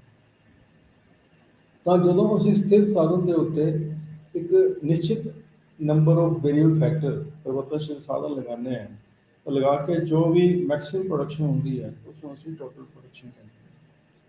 ਤਾਂ ਉਦਾਹਰਨ ਆਪਾਂ ਦਿੱਤੀ ਸੀ, ਜੇ 10 ਮਜ਼ਦੂਰ ਅਸੀਂ ਇੱਕ 5 ਇਕਾਈਆਂ ਪੂੰਜੀ ਤੇ ਲਗਾ ਦਿੰਦੇ ਹਾਂ ਤਾਂ ਮੰਨ ਲਓ 50 ਇਕਾਈਆਂ ਦਾ ਉਤਪਾਦਨ ਹੁੰਦਾ ਤਾਂ 50 ਟੋਟਲ ਪ੍ਰੋਡਕਸ਼ਨ ਹੋਊਗੀ। ਤਾਂ ਜੇ 10 ਮਜ਼ਦੂਰ 50 ਇਕਾਈਆਂ ਦਾ ਉਤਪਾਦਨ ਕਰਦੇ ਹਨ ਤਾਂ ਇੱਕ ਮਜ਼ਦੂਰ ਕਿੰਨੀ ਇਕਾਈਆਂ ਦਾ ਉਤਪਾਦਨ ਕਰੇਗਾ? 5, ਦੈਟ ਇਜ਼ 50 ਡਿਵਾਈਡਡ ਬਾਈ 10। ਤਾਂ ਇਹ ਹੋ ਗਿਆ ਐਵਰੇਜ ਪ੍ਰੋਡਕਸ਼ਨ। ਅਤੇ ਜੇ 10 ਮਜ਼ਦੂਰ 50 ਇਕਾਈਆਂ ਦਾ ਉਤਪਾਦਨ ਕਰਦੇ ਹਨ, ਜੇ ਇੱਕ ਮਜ਼ਦੂਰ ਅਸੀਂ ਹੋਰ ਲਗਾਉਂਦੇ ਹਾਂ ਇਹ ਨਿਸ਼ਚਿਤ ਪੂੰਜੀ ਦੀ ਇਕਾਈਆਂ 'ਤੇ ਤਾਂ ਕੁੱਲ ਉਤਪਾਦਨ ਮੰਨ ਲਓ 50 ਤੋਂ ਵੱਧ ਕੇ 56 ਹੋ ਜਾਂਦਾ, 50 ਤੋਂ 56 ਹੋ ਜਾਂਦਾ। ਤਾਂ ਮਾਰਜਨ ਪ੍ਰੋਡਕਸ਼ਨ ਕਿੰਨਾ ਹੋ ਗਿਆ? 6, that is 56 minus 50, that is 6। ਉਹ ਕੀ ਹੋ ਗਿਆ? Margin production. ਤਾਂ ਲਾ ਆਫ ਜਿਹੜਾ ਬੇਰੀ ਪ੍ਰਪੋਰਸ਼ਨ ਹੈ ਉਹ ਇਹੀ ਹੈ ਕਿ ਇਹ ਨਿਯਮ ਇੱਕ ਤਾਂ ਸ਼ਾਰਟ ਰਨ 'ਚ ਲਾਗੂ ਹੁੰਦਾ। ਇਸ ਨੂੰ ਬੇਰੀ ਪ੍ਰਪੋਰਸ਼ਨ ਕਿਉਂ ਕਹਿੰਦੇ ਹਾਂ? ਕਿਉਂਕਿ ਇਸ ਦੇ ਵਿੱਚ ਇੱਕ ਫੈਕਟਰ ਦੇ ਵਿੱਚ ਅਸੀਂ ਚੇਂਜ ਕਰਦੇ ਹਾਂ, ਬਾਕੀ ਫੈਕਟਰ ਨੂੰ ਅਸੀਂ ਕੌਂਸਟੈਂਟ ਮੰਨਦੇ ਹਾਂ, ਅਤੇ ਫਿਕਸਡ ਅਤੇ ਵੇਰੀਏਬਲ ਫੈਕਟਰ ਦਾ ਜਿਹੜਾ ਰੇਸ਼ੋ ਹੈ, ਜਿਹੜਾ ਅਨੁਪਾਤ ਹੈ, ਜਿਹੜਾ ਪ੍ਰਪੋਰਸ਼ਨ ਹੈ, ਉਹ ਕੀ ਹੈ? ਚੇਂਜ ਹੁੰਦਾ ਰਹਿੰਦਾ ਹੈ। ਇਹ ਚੇਂਜ ਹੋਣ ਦੇ ਨਾਲ 5:1, 5:2, 5:3, 5:4, ਸੋ ਐਂਡ ਸੋ ਫੋਰਥ। ਤਾਂ ਇਸ ਰੇਸ਼ੋ ਵਿੱਚ ਚੇਂਜ ਹੋਣ ਦੇ ਨਾਲ ਸ਼ੁਰੂ ਵਿੱਚ ਉਤਪਾਦਨ ਵਿੱਚ ਵਾਧਾ ਵੱਧਦੀ ਦਰ ਨਾਲ ਹੁੰਦਾ ਹੈ, ਫਿਰ ਉਤਪਾਦਨ ਵਿੱਚ ਵਾਧਾ ਘਟਦੀ ਦਰ ਨਾਲ ਹੁੰਦਾ ਹੈ। ਤਾਂ ਇਸ ਦੇ ਮੁਤਾਬਕ ਹੀ ਕੁੱਲ ਔਸਤ ਉਤਪਾਦਨ ਪਹਿਲਾਂ ਵੱਧਦਾ ਹੈ, ਤਾਂ ਸੀਮਾਂਤ ਉਤਪਾਦਨ ਵੀ ਵੱਧਦਾ ਹੈ। ਸੀਮਾਂਤ ਉਤਪਾਦਨ ਵਿੱਚ ਵਾਧਾ ਔਸਤ ਉਤਪਾਦਨ ਨਾਲੋਂ ਜ਼ਿਆਦਾ ਹੁੰਦਾ, ਅਤੇ ਜਦੋਂ ਔਸਤ ਅਤੇ ਸੀਮਾਂਤ ਉਤਪਾਦਨ ਇੱਕ ਦੂਜੇ ਦੇ ਬਰਾਬਰ ਹੋ ਜਾਂਦੇ ਹੈ, ਉਸ ਤੋਂ ਬਾਅਦ ਜਦੋਂ ਅਸੀਂ ਵੇਰੀਏਬਲ ਫੈਕਟਰ ਕੰਮ ਤੇ ਲਗਾਉਂਦੇ ਹਾਂ, ਉਦਾਹਰਨ ਦੇ ਤੌਰ ਤੇ ਅਸੀਂ 4th ਇਕਾਈ ਤੋਂ ਬਾਅਦ, ਮਜ਼ਦੂਰ ਦੀ 4th ਇਕਾਈ ਤੋਂ ਬਾਅਦ, ਤਾਂ ਕੁੱਲ ਉਤਪਾਦਨ ਵਿੱਚ ਵਾਧਾ ਘਟਦੀ ਦਰ ਨਾਲ ਹੁੰਦਾ ਹੈ, ਅਤੇ ਉਸ ਹਾਲਤ ਦੇ ਵਿੱਚ ਔਸਤ ਉਤਪਾਦਨ ਅਤੇ ਸੀਮਾਂਤ ਉਤਪਾਦਨ ਘਟਣੇ ਸ਼ੁਰੂ ਹੋ ਜਾਂਦੀ ਹੈ। ਪਰੰਤੂ ਸੀਮਾਂਤ ਉਤਪਾਦਨ ਵਿੱਚ ਘਾਟਾ ਔਸਤ ਉਤਪਾਦਨ ਨਾਲੋਂ ਜ਼ਿਆਦਾ ਹੁੰਦਾ। ਜਦੋਂ ਮਾਰਜਨ ਪ੍ਰੋਡਕਸ਼ਨ 0 ਹੋ ਜਾਂਦੀ ਹੈ ਤਾਂ ਟੋਟਲ ਪ੍ਰੋਡਕਸ਼ਨ 224 ਮੈਕਸਿਮਮ ਹੋ ਜਾਂਦੀ ਹੈ, ਅਤੇ ਜੇ ਮਾਰਜਨ ਪ੍ਰੋਡਕਸ਼ਨ ਨੈਗੇਟਿਵ ਹੋ ਜਾਵੇ ਤਾਂ ਟੋਟਲ ਪ੍ਰੋਡਕਸ਼ਨ ਜਿਹੜੀ ਹੈ ਘਟਣੀ ਸ਼ੁਰੂ ਹੋ ਜਾਂਦੀ ਹੈ, ਪਰੰਤੂ ਐਵਰੇਜ ਪ੍ਰੋਡਕਸ਼ਨ ਜਿਹੜੀ ਹੈ ਉਹ ਪੋਜ਼ੀਟਿਵ ਰਹਿੰਦੀ ਹੈ। ਬੇਸ਼ੱਕ ਘਟਦੀ ਹੈ ਪਰੰਤੂ ਪੋਜ਼ੀਟਿਵ ਰਹਿੰਦੀ ਹੈ। ਤਾਂ ਇਸ ਰਿਲੇਸ਼ਨਸ਼ਿਪ ਨੂੰ, ਜਾਂ ਟੋਟਲ ਪ੍ਰੋਡਕਸ਼ਨ, ਐਵਰੇਜ ਪ੍ਰੋਡਕਸ਼ਨ ਅਤੇ ਮਾਰਜਨ ਪ੍ਰੋਡਕਸ਼ਨ ਨੂੰ ਅਸੀਂ ਇੱਥੇ ਸ਼ੋਅ ਕੀਤਾ ਹੋਇਆ ਹੈ, ਦਿਖਾਇਆ ਹੋਇਆ ਹੈ, ਅਤੇ ਇਸ ਨੂੰ ਅਸੀਂ ਇਸ ਡਾਇਗਰਾਮ ਰਾਹੀਂ ਵੀ ਸ਼ੋਅ ਕੀਤਾ ਹੋਇਆ ਹੈ ਕਿ ਅਪ ਟੂ ਪੁਆਇੰਟ ਸੀ, ਜਿਹੜਾ ਸੀ ਪੁਆਇੰਟ ਹੈ, ਪੁਆਇੰਟ ਆਫ ਇਨਫਲੈਕਸ਼ਨ ਹੈ, ਕਿ ਇੱਥੇ ਤੱਕ ਕੁੱਲ ਉਤਪਾਦਨ ਵਿੱਚ ਵਾਧਾ ਵੱਧਦੀ ਹੀ ਰਹਿਣਾ ਹੁੰਦਾ ਹੈ। ਇਹ ਅਪ ਟੂ ਹੇਅਰ, ਇਸ ਪੁਆਇੰਟ ਤੱਕ ਜਿਹੜਾ ਮਾਰਜਨ ਪ੍ਰੋਡਕਸ਼ਨ ਹੈ ਉਹ ਕੀ ਹੈ? ਵੱਧਦਾ ਹੈ। ਨਿਚਲੀ ਡਾਇਗਰਾਮ 'ਚ ਐਚ ਬਿੰਦੂ ਤੇ ਦਿਖਾਇਆ ਗਿਆ ਹੈ, ਅਤੇ ਮਾਰਜਨ ਪ੍ਰੋਡਕਸ਼ਨ ਜਿਹੜਾ ਐਵਰੇਜ ਪ੍ਰੋਡਕਸ਼ਨ ਨਾਲੋਂ ਜ਼ਿਆਦਾ ਹੁੰਦਾ। ਜਿਹੜਾ ਏਪੈਕਸ ਪੁਆਇੰਟ ਹੈ, ਜਾਂ ਸਿਖਰ ਦਾ ਪੁਆਇੰਟ ਹੈ, ਜਾਂ ਮੈਕਸਿਮਮ ਪੁਆਇੰਟ ਜਿਹੜਾ ਮਾਰਜਨ ਪ੍ਰੋਡਕਸ਼ਨ ਦਾ, ਉਹ ਐਵਰੇਜ ਪ੍ਰੋਡਕਸ਼ਨ ਦੇ ਨਾਲੋਂ ਪਹਿਲਾਂ ਆਉਂਦਾ ਹੈ, ਅਤੇ ਮਾਰਜਨ ਪ੍ਰੋਡਕਸ਼ਨ ਐਵਰੇਜ ਪ੍ਰੋਡਕਸ਼ਨ ਨੂੰ ਸਭ ਤੋਂ ਉੱਪਰਲੇ ਬਿੰਦੂ ਤੋਂ ਘਟਦਾ। ਜਿਸ ਬਿੰਦੂ ਤੇ ਐਵਰੇਜ ਪ੍ਰੋਡਕਸ਼ਨ ਮਾਰਜਨ ਪ੍ਰੋਡਕਸ਼ਨ ਦੇ ਬਰਾਬਰ ਹੁੰਦੀ ਹੈ, ਇਸ ਬਿੰਦੂ ਤੱਕ ਇਹ ਪਹਿਲੀ ਸਟੇਜ ਆਫ ਪ੍ਰੋਡਕਸ਼ਨ ਹੈ। ਉਸ ਤੋਂ ਬਾਅਦ ਜਦੋਂ ਅਸੀਂ ਮਜ਼ਦੂਰ ਦੀ ਇਕਾਈਆਂ ਵਧਾਉਂਦੇ ਹਾਂ ਜਾਂ ਕੰਮ 'ਤੇ ਜ਼ਿਆਦਾ ਲਗਾਉਂਦੇ ਹਾਂ, ਤਾਂ ਟੋਟਲ ਪ੍ਰੋਡਕਸ਼ਨ ਵਿੱਚ ਵਾਧਾ ਘਟਦੀ ਹੀ ਦਰ ਨਾਲ ਹੁੰਦਾ ਹੈ, ਅਤੇ ਐਵਰੇਜ ਪ੍ਰੋਡਕਸ਼ਨ ਅਤੇ ਮਾਰਜਨ ਪ੍ਰੋਡਕਸ਼ਨ ਵਿੱਚ ਕਮੀ ਹੋਣੀ ਸ਼ੁਰੂ ਹੋ ਜਾਂਦੀ ਹੈ। ਮਾਰਜਨ ਪ੍ਰੋਡਕਸ਼ਨ ਵਿੱਚ ਜਿਹੜੀ ਕਮੀ ਹੈ ਉਹ ਐਵਰੇਜ ਪ੍ਰੋਡਕਸ਼ਨ ਦੇ ਨਾਲੋਂ ਜ਼ਿਆਦਾ ਹੁੰਦੀ ਹੈ। ਜਦੋਂ ਅਲਟੀਮੇਟਲੀ ਮਾਰਜਨ ਪ੍ਰੋਡਕਸ਼ਨ 0 ਹੋ ਜਾਂਦੀ ਹੈ, ਅਤੇ ਇਸ ਸਟੇਜ ਦੇ ਵਿੱਚ ਟੋਟਲ ਪ੍ਰੋਡਕਸ਼ਨ ਜਿਹੜੀ ਹੈ ਉਹ ਮੈਕਸਿਮਮ ਹੋ ਜਾਂਦੀ ਹੈ, ਤਾਂ ਇਹ ਦੋਨੋਂ ਜਿਹੜੀਆਂ ਵਰਟੀਕਲ ਲਾਈਨਸ ਨੇ ਉਹਨਾਂ ਦੇ ਵਿਚਕਾਰ ਜਿਹੜਾ ਏਰੀਆ ਹੈ, ਇਸ ਨੂੰ ਅਸੀਂ ਸੈਕਿੰਡ ਸਟੇਜ ਆਫ ਪ੍ਰੋਡਕਸ਼ਨ ਕਹਿੰਦੇ ਹਾਂ। ਤਾਂ ਇਸ ਦੇ ਵਿੱਚ ਅਸੀਂ ਦੇਖਦੇ ਹਾਂ ਕਿ ਐਵਰੇਜ ਅਤੇ ਮਾਰਜਨ ਪ੍ਰੋਡਕਸ਼ਨ ਜਿਹੜੇ ਨੇ ਉਹ ਪੋਜ਼ੀਟਿਵ ਰਹਿੰਦੇ ਨੇ। ਮਾਰਜਨ ਪ੍ਰੋਡਕਸ਼ਨ ਜਿਹੜਾ ਹੈ, ਜਿੱਥੇ ਸ਼ੂਨਯ ਹੁੰਦਾ ਹੈ, 0 ਹੁੰਦਾ ਹੈ, ਉੱਥੇ ਟੋਟਲ ਪ੍ਰੋਡਕਸ਼ਨ ਮੈਕਸਿਮਮ ਹੁੰਦਾ ਹੈ, ਅਤੇ ਇਸ ਹਾਲਤ ਦੇ ਵਿੱਚ, ਇਸ ਸਟੇਜ ਦੇ ਵਿੱਚ ਟੋਟਲ ਪ੍ਰੋਡਕਸ਼ਨ ਵਿੱਚ ਵਾਧਾ ਘਟਦੀ ਹੀ ਦਰ ਨਾਲ ਹੁੰਦਾ। ਜਦੋਂ ਮਾਰਜਨ ਪ੍ਰੋਡਕਸ਼ਨ 0 ਹੋ ਜਾਂਦਾ ਹੈ, ਉਸ ਤੋਂ ਬਾਅਦ ਜੇ ਮਜ਼ਦੂਰਾਂ ਦੀ ਇਕਾਈਆਂ ਕੰਮ ਤੇ ਲਗਾਈਆਂ ਜਾਂਦੀਆਂ ਤਾਂ ਮਾਰਜਨ ਪ੍ਰੋਡਕਸ਼ਨ ਕੀ ਹੈ? ਨੈਗੇਟਿਵ ਹੋ ਜਾਂਦਾ ਹੈ, ਅਤੇ ਟੋਟਲ ਪ੍ਰੋਡਕਸ਼ਨ ਕੀ ਹੈ? ਘਟਣਾ ਸ਼ੁਰੂ ਹੋ ਜਾਂਦਾ ਹੈ, ਅਤੇ average production that remains positive. ਤਾਂ ਫਿਰ ਇੱਕ ਕੁਐਸਚਨ ਅਸੀਂ ਪੁੱਟ ਕੀਤਾ ਸੀ ਕਿ ਕਿਸ ਸਟੇਜ ਦੇ ਵਿੱਚ ਉਤਪਾਦਕ ਨੂੰ ਉਤਪਾਦਨ ਕਰਨਾ ਚਾਹੀਦਾ ਹੈ। ਉਤਪਾਦਕ ਦਾ ਮੇਨ ਉਦੇਸ਼ ਹੁੰਦਾ ਹੈ ਮੈਕਸਿਮਮ ਪ੍ਰੋਫਿਟ ਨੂੰ ਅਰਨ ਕਰਨਾ। ਜੇ ਫਸਟ ਸਟੇਜ ਦੇ ਵਿੱਚ ਉਤਪਾਦਕ ਪ੍ਰੋਡਿਊਸ ਕਰਦਾ ਹੈ ਤਾਂ ਉਸਨੂੰ ਨੋਰਮਲ ਪ੍ਰੋਫਿਟ ਹੋਏਗਾ। ਜੇ ਥਰਡ ਸਟੇਜ ਦੇ ਵਿੱਚ ਉਹ ਪ੍ਰੋਡਕਸ਼ਨ ਕਰਦਾ ਹੈ ਤਾਂ ਉਸ ਨੂੰ ਨੁਕਸਾਨ ਹੋ ਸਕਦਾ ਹੈ, ਕਿਉਂਕਿ ਮਾਰਜਨ ਪ੍ਰੋਡਕਸ਼ਨ ਕੀ ਹੈ? ਨੈਗੇਟਿਵ, ਅਤੇ ਟੋਟਲ ਪ੍ਰੋਡਕਸ਼ਨ ਕੀ ਹੈ, ਘਟ ਰਹੀ ਹੈ। ਮਤਲਬ ਕਿ ਐਡੀਸ਼ਨਲ ਨੰਬਰ ਆਫ ਲੇਬਰ ਲਗਾਉਣ ਦੇ ਨਾਲ ਕੁੱਲ ਉਤਪਾਦਨ ਵਿੱਚ ਵਾਧਾ ਨਹੀਂ ਹੋ ਰਿਹਾ। ਤਾਂ ਨੈਚੁਰਲੀ ਜੇ ਕੁੱਲ ਉਤਪਾਦਨ ਵਿੱਚ ਵਾਧਾ ਨਹੀਂ ਹੋ ਰਿਹਾ ਤਾਂ ਨੁਕਸਾਨ ਹੋਏਗਾ, ਉਸਨੂੰ ਹਾਨੀ ਹੋਏਗੀ। ਨਾ ਤਾਂ ਐਂਟਰਪ੍ਰੇਨਿਓਰ ਜਿਹੜਾ ਹੈ ਉਹ ਨੌਨ ਪ੍ਰੋਫਿਟ ਅਰਨ ਕਰਨਾ ਚਾਹੇਗਾ, ਨਾ ਹੀ ਉਹ ਲੋਸ ਲੈਣਾ ਚਾਹੇਗਾ। ਤਾਂ ਸੈਕਿੰਡ ਸਟੇਜ ਦੇ ਵਿੱਚ ਉਹ ਪ੍ਰੋਡਿਊਸ ਕਰਨਾ ਚਾਹੇਗਾ ਜਿੱਥੇ ਉਸ ਨੂੰ ਕੀ ਹੈ, ਮੈਕਸਿਮਮ ਪ੍ਰੋਫਿਟ ਮਿਲੇਗਾ। ਅਤੇ ਕਿਉਂ ਮਿਲੇਗਾ ਮੈਕਸਿਮਮ ਪ੍ਰੋਫਿਟ? ਕਿਉਂਕਿ ਇਸ ਸਟੇਜ ਦੇ ਵਿੱਚ ਮਾਰਜਨ ਕੋਸਟ ਜਿਹੜੀ ਆ ਉਹ ਮਿਨੀਮਮ ਹੋਏਗੀ। ਮਾਰਜਨ ਕੋਸਟ ਜਿਹੜੀ ਹੈ ਜੇ ਮਿਨੀਮਮ ਹੋਏਗੀ ਤਾਂ ਉਸ ਹਾਲਤ ਦੇ ਵਿੱਚ ਉਸਨੂੰ ਪ੍ਰੋਫਿਟ ਕੀ ਹੈ, ਜ਼ਿਆਦਾ ਤੋਂ ਜ਼ਿਆਦਾ ਹੋਏਗਾ। ਤਾਂ ਇਹਨਾਂ ਸਟੇਜਿਸ ਦੇ ਬੇਸ ਤੇ ਹੀ ਤਿੰਨ ਉਤਪਾਦਨ ਦੇ ਨਿਯਮ ਨੇ, ਪ੍ਰੋਡਕਸ਼ਨ ਦੇ ਤਿੰਨ ਨਿਯਮ ਨੇ। ਲਾ ਆਫ ਇਨਕਰੀਜ਼ਿੰਗ ਰਿਟਰਨ, ਜਿਹਨੂੰ ਅਸੀਂ ਲਾ ਆਫ ਡਿਮਿਨਿਸ਼ਿੰਗ ਕੋਸਟ ਜਾਂ ਲਾ ਆਫ ਡਿਕਰੀਜ਼ਿੰਗ ਕੋਸਟ ਵੀ ਕਹਿ ਦਿੰਦੇ ਹਾਂ। ਵੱਧਦੇ ਪ੍ਰਤੀਫਲ ਦਾ ਨਿਯਮ ਜਾਂ ਘਟਦੀ ਹੋਈ ਲਾਗਤਾਂ ਦਾ ਨਿਯਮ। ਦੂਸਰਾ ਲਾ ਆਫ ਕੌਂਸਟੈਂਟ ਰਿਟਰਨਸ, ਜਿਹਨੂੰ ਅਸੀਂ ਸਮਾਨ ਪ੍ਰਤੀਫਲ ਦਾ ਨਿਯਮ ਜਾਂ ਲਾ ਆਫ ਕੌਂਸਟੈਂਟ ਕੋਸਟ, ਸਮਾਨ ਲਾਗਤ ਦਾ ਨਿਯਮ ਵੀ ਕਹਿ ਦਿੰਦੇ। ਅਤੇ ਤੀਸਰਾ ਲਾ ਆਫ ਡਿਮਿਨਿਸ਼ਿੰਗ ਰਿਟਰਨਸ ਜਾਂ ਲਾ ਆਫ ਡਿਕਰੀਜ਼ਿੰਗ ਰਿਟਰਨ ਜਾਂ ਲਾ ਆਫ ਇਨਕਰੀਜ਼ਿੰਗ ਕੋਸਟ, ਮਤਲਬ ਘਟਦੇ ਪ੍ਰਤੀਫਲ ਦਾ ਨਿਯਮ ਜਾਂ ਵੱਧਦੀ ਹੋਈ ਲਾਗਤਾਂ ਦਾ ਨਿਯਮ ਵੀ ਕਹਿ ਦਿੰਦੇ। ਜਦੋਂ ਸਥਿਰ ਸਾਧਨ ਦੇ ਉੱਤੇ ਪਹਿਲੀ ਸਟੇਜ ਦੇ ਵਿੱਚ ਅਸੀਂ ਪਰਿਵਰਤਨਸ਼ੀਲ ਸਾਧਨ ਲਗਾਉਂਦੇ ਹਾਂ ਤਾਂ ਜਦੋਂ ਐਵਰੇਜ ਪ੍ਰੋਡਕਸ਼ਨ ਅਤੇ ਮਾਰਜਨ ਪ੍ਰੋਡਕਸ਼ਨ 'ਚ ਵਾਧਾ ਹੁੰਦਾ ਅਤੇ ਐਵਰੇਜ ਕੋਸਟ ਅਤੇ ਮਾਰਜਨ ਕੋਸਟ ਦੇ ਵਿੱਚ ਕਮੀ ਹੋਏਗੀ ਤਾਂ ਇਸ ਨੂੰ ਅਸੀਂ ਲਾ ਆਫ ਇਨਕਰੀਜ਼ਿੰਗ ਰਿਟਰਨਸ ਕਹਿੰਦੇ ਹਾਂ। ਇਹ ਕਿਉਂ ਹੁੰਦਾ ਹੈ? ਇਸ ਲਈ ਹੁੰਦਾ ਹੈ ਕਿਉਂਕਿ ਸਥਿਰ ਸਾਧਨਾਂ ਦਾ ਪਹਿਲਾਂ ਅੰਡਰ ਯੂਟੀਲਾਈਜੇਸ਼ਨ ਹੁੰਦਾ ਸ਼ੁਰੂ ਵਿੱਚ, ਅਤੇ ਜਿਉਂ ਅਸੀਂ ਪਰਿਵਰਤਨਸ਼ੀਲ ਸਾਧਨ ਲਗਾਈ ਜਾਂਦੇ ਹਾਂ ਤਾਂ ਉਸ ਦੇ ਨਾਲ ਸਥਿਰ ਸਾਧਨਾਂ ਦੀ ਆਪਟੀਮਮ ਯੂਟੀਲਾਈਜੇਸ਼ਨ ਹੋਣੀ ਸ਼ੁਰੂ ਹੋ ਜਾਂਦੀ ਹੈ ਅਤੇ ਜਿਹੜੀ ਐਫੀਸ਼ੀਐਂਸੀ ਹੈ ਫਿਕਸਡ ਅਤੇ ਵੇਰੀਏਬਲ ਫੈਕਟਰ ਦੀ ਵਧਣੀ ਸ਼ੁਰੂ ਹੋ ਜਾਂਦੀ ਹੈ ਅਤੇ ਉਤਪਾਦਨ ਜਿਹੜਾ ਹੈ ਉਹ ਕੀ ਹੈ, ਵੱਧਦੀ ਹੋਈ ਦਰ ਦੇ ਨਾਲ ਕੀ ਹੈ, ਵੱਧਦਾ। ਅਤੇ ਇੱਕ ਸਟੇਜ ਤੋਂ ਬਾਅਦ ਜਦੋਂ ਅਸੀਂ ਸਥਿਰ ਸਾਧਨ ਦੇ ਉੱਤੇ ਪਰਿਵਰਤਨਸ਼ੀਲ ਸਾਧਨ ਲਗਾਉਂਦੇ ਹਾਂ ਤਾਂ ਜਿਸ ਅਨੁਪਾਤ ਦੇ ਵਿੱਚ ਅਸੀਂ ਇਹਨਾਂ ਅਨੁਪਾਤ ਦੇ ਵਿੱਚ ਚੇਂਜ ਕਰਦੇ ਹਾਂ, ਵੇਰੀਏਬਲ ਫੈਕਟਰ ਦੇ ਵਿੱਚ ਚੇਂਜ ਕਰਦੇ ਹਾਂ, ਉਸ ਅਨੁਪਾਤ ਦੇ ਵਿੱਚ ਕੁੱਲ ਉਤਪਾਦਨ ਵਿੱਚ ਵਾਧਾ ਹੁੰਦਾ ਹੈ। ਇਸ ਹਾਲਤ ਦੇ ਵਿੱਚ ਔਸਤ ਉਤਪਾਦਨ ਅਤੇ ਸੀਮਾਂਤ ਉਤਪਾਦਨ ਦੇ ਇੱਕੋ ਹੀ ਇੱਕ ਦੂਜੇ ਦੇ ਬਰਾਬਰ ਰਹਿੰਦੇ ਹਨ। ਤਾਂ ਕਿਉਂਕਿ ਕੁੱਲ ਉਤਪਾਦਨ ਇੱਕੋ ਹੀ ਦਰ ਨਾਲ ਵੱਧਦਾ ਤਾਂ ਟੋਟਲ ਪ੍ਰੋਡਕਸ਼ਨ ਜਿਹੜਾ ਹੈ 45 ਡਿਗਰੀ ਐਂਗਲ ਤੋਂ ਜੇ ਕਰਵ ਬਣਾਵਾਂਗੇ ਉਹ ਵਧੇਗੀ ਅਤੇ ਐਵਰੇਜ ਪ੍ਰੋਡਕਸ਼ਨ ਅਤੇ ਮਾਰਜਨ ਪ੍ਰੋਡਕਸ਼ਨ ਕਰਵ ਜਿਹੜੀ ਹੈ ਉਹ ਪੈਰਲਲ ਟੂ ਐਕਸ ਐਕਸਿਸ ਹੋ ਜਾਏਗੀ। ਇਸ ਹਾਲਤ ਵਿੱਚ ਐਵਰੇਜ ਕੋਸਟ ਵੀ ਉਹ ਮਾਰਜਨ ਕੋਸਟ ਦੇ ਬਰਾਬਰ ਹੋਏਗੀ, ਔਸਤ ਲਾਗਤ ਵੀ ਸੀਮਾਂਤ ਲਾਗਤ ਦੇ ਬਰਾਬਰ ਹੋਏਗੀ ਅਤੇ ਔਸਤ ਲਾਗਤ ਕਰਵ ਵੀ ਸੀਮਾਂਤ ਲਾਗਤ ਕਰਵ ਦੇ ਬਰਾਬਰ ਹੋਏਗੀ, ਮਤਲਬ ਪੈਰਲਲ ਟੂ ਐਕਸ ਐਕਸਿਸ। ਤਾਂ ਇਸ ਦੇ ਵਿੱਚ ਕਿਉਂ ਹੁੰਦਾ ਹੈ? ਕਿਉਂਕਿ ਇਸ ਦੇ ਵਿੱਚ ਆਪਟੀਮਮ ਕੰਬੀਨੇਸ਼ਨ ਜਿਹੜੀ ਹੈ ਉਹ ਫਿਕਸ ਅਤੇ ਵੇਰੀਏਬਲ ਫੈਕਟਰ ਦੀ ਹੁੰਦੀ ਹੈ।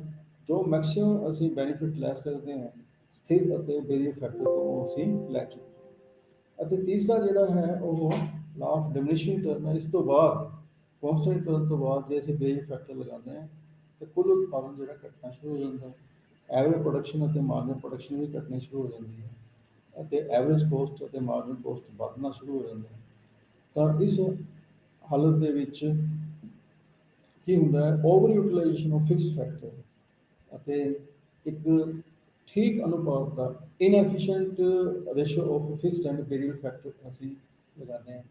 ਇਹ ਨਿਯਮ ਜਿਹੜਾ ਹੈ ਸਰਵ ਵਿਆਪੀ ਨੂੰ ਯੂਨੀਵਰਸਲ ਲਾ ਆਫ ਐਪਲੀਕੇਸ਼ਨ ਕਹਿ ਦਿੰਦੇ ਹਾਂ, ਲਾ ਆਫ ਯੂਨੀਵਰਸ ਕਹਿ ਦਿੰਦੇ ਹਾਂ, ਕਿਉਂਕਿ ਇਹ ਨਿਯਮ ਜਿਹੜੀਆਂ ਇੰਡਸਟਰੀ ਦੇ ਉੱਤੇ ਅਤੇ ਖੇਤਾਂ ਦੇ ਉੱਤੇ, ਐਗਰੀਕਲਚਰ ਦੇ ਉੱਤੇ ਅਤੇ ਸਾਰੇ ਜਿਹੜੀਆਂ ਐਕਸਟ੍ਰੈਕਟਿਵ ਇੰਡਸਟਰੀਜ਼ ਨੇ ਉਸ 'ਤੇ ਵੀ ਲਾਗੂ ਹੁੰਦਾ।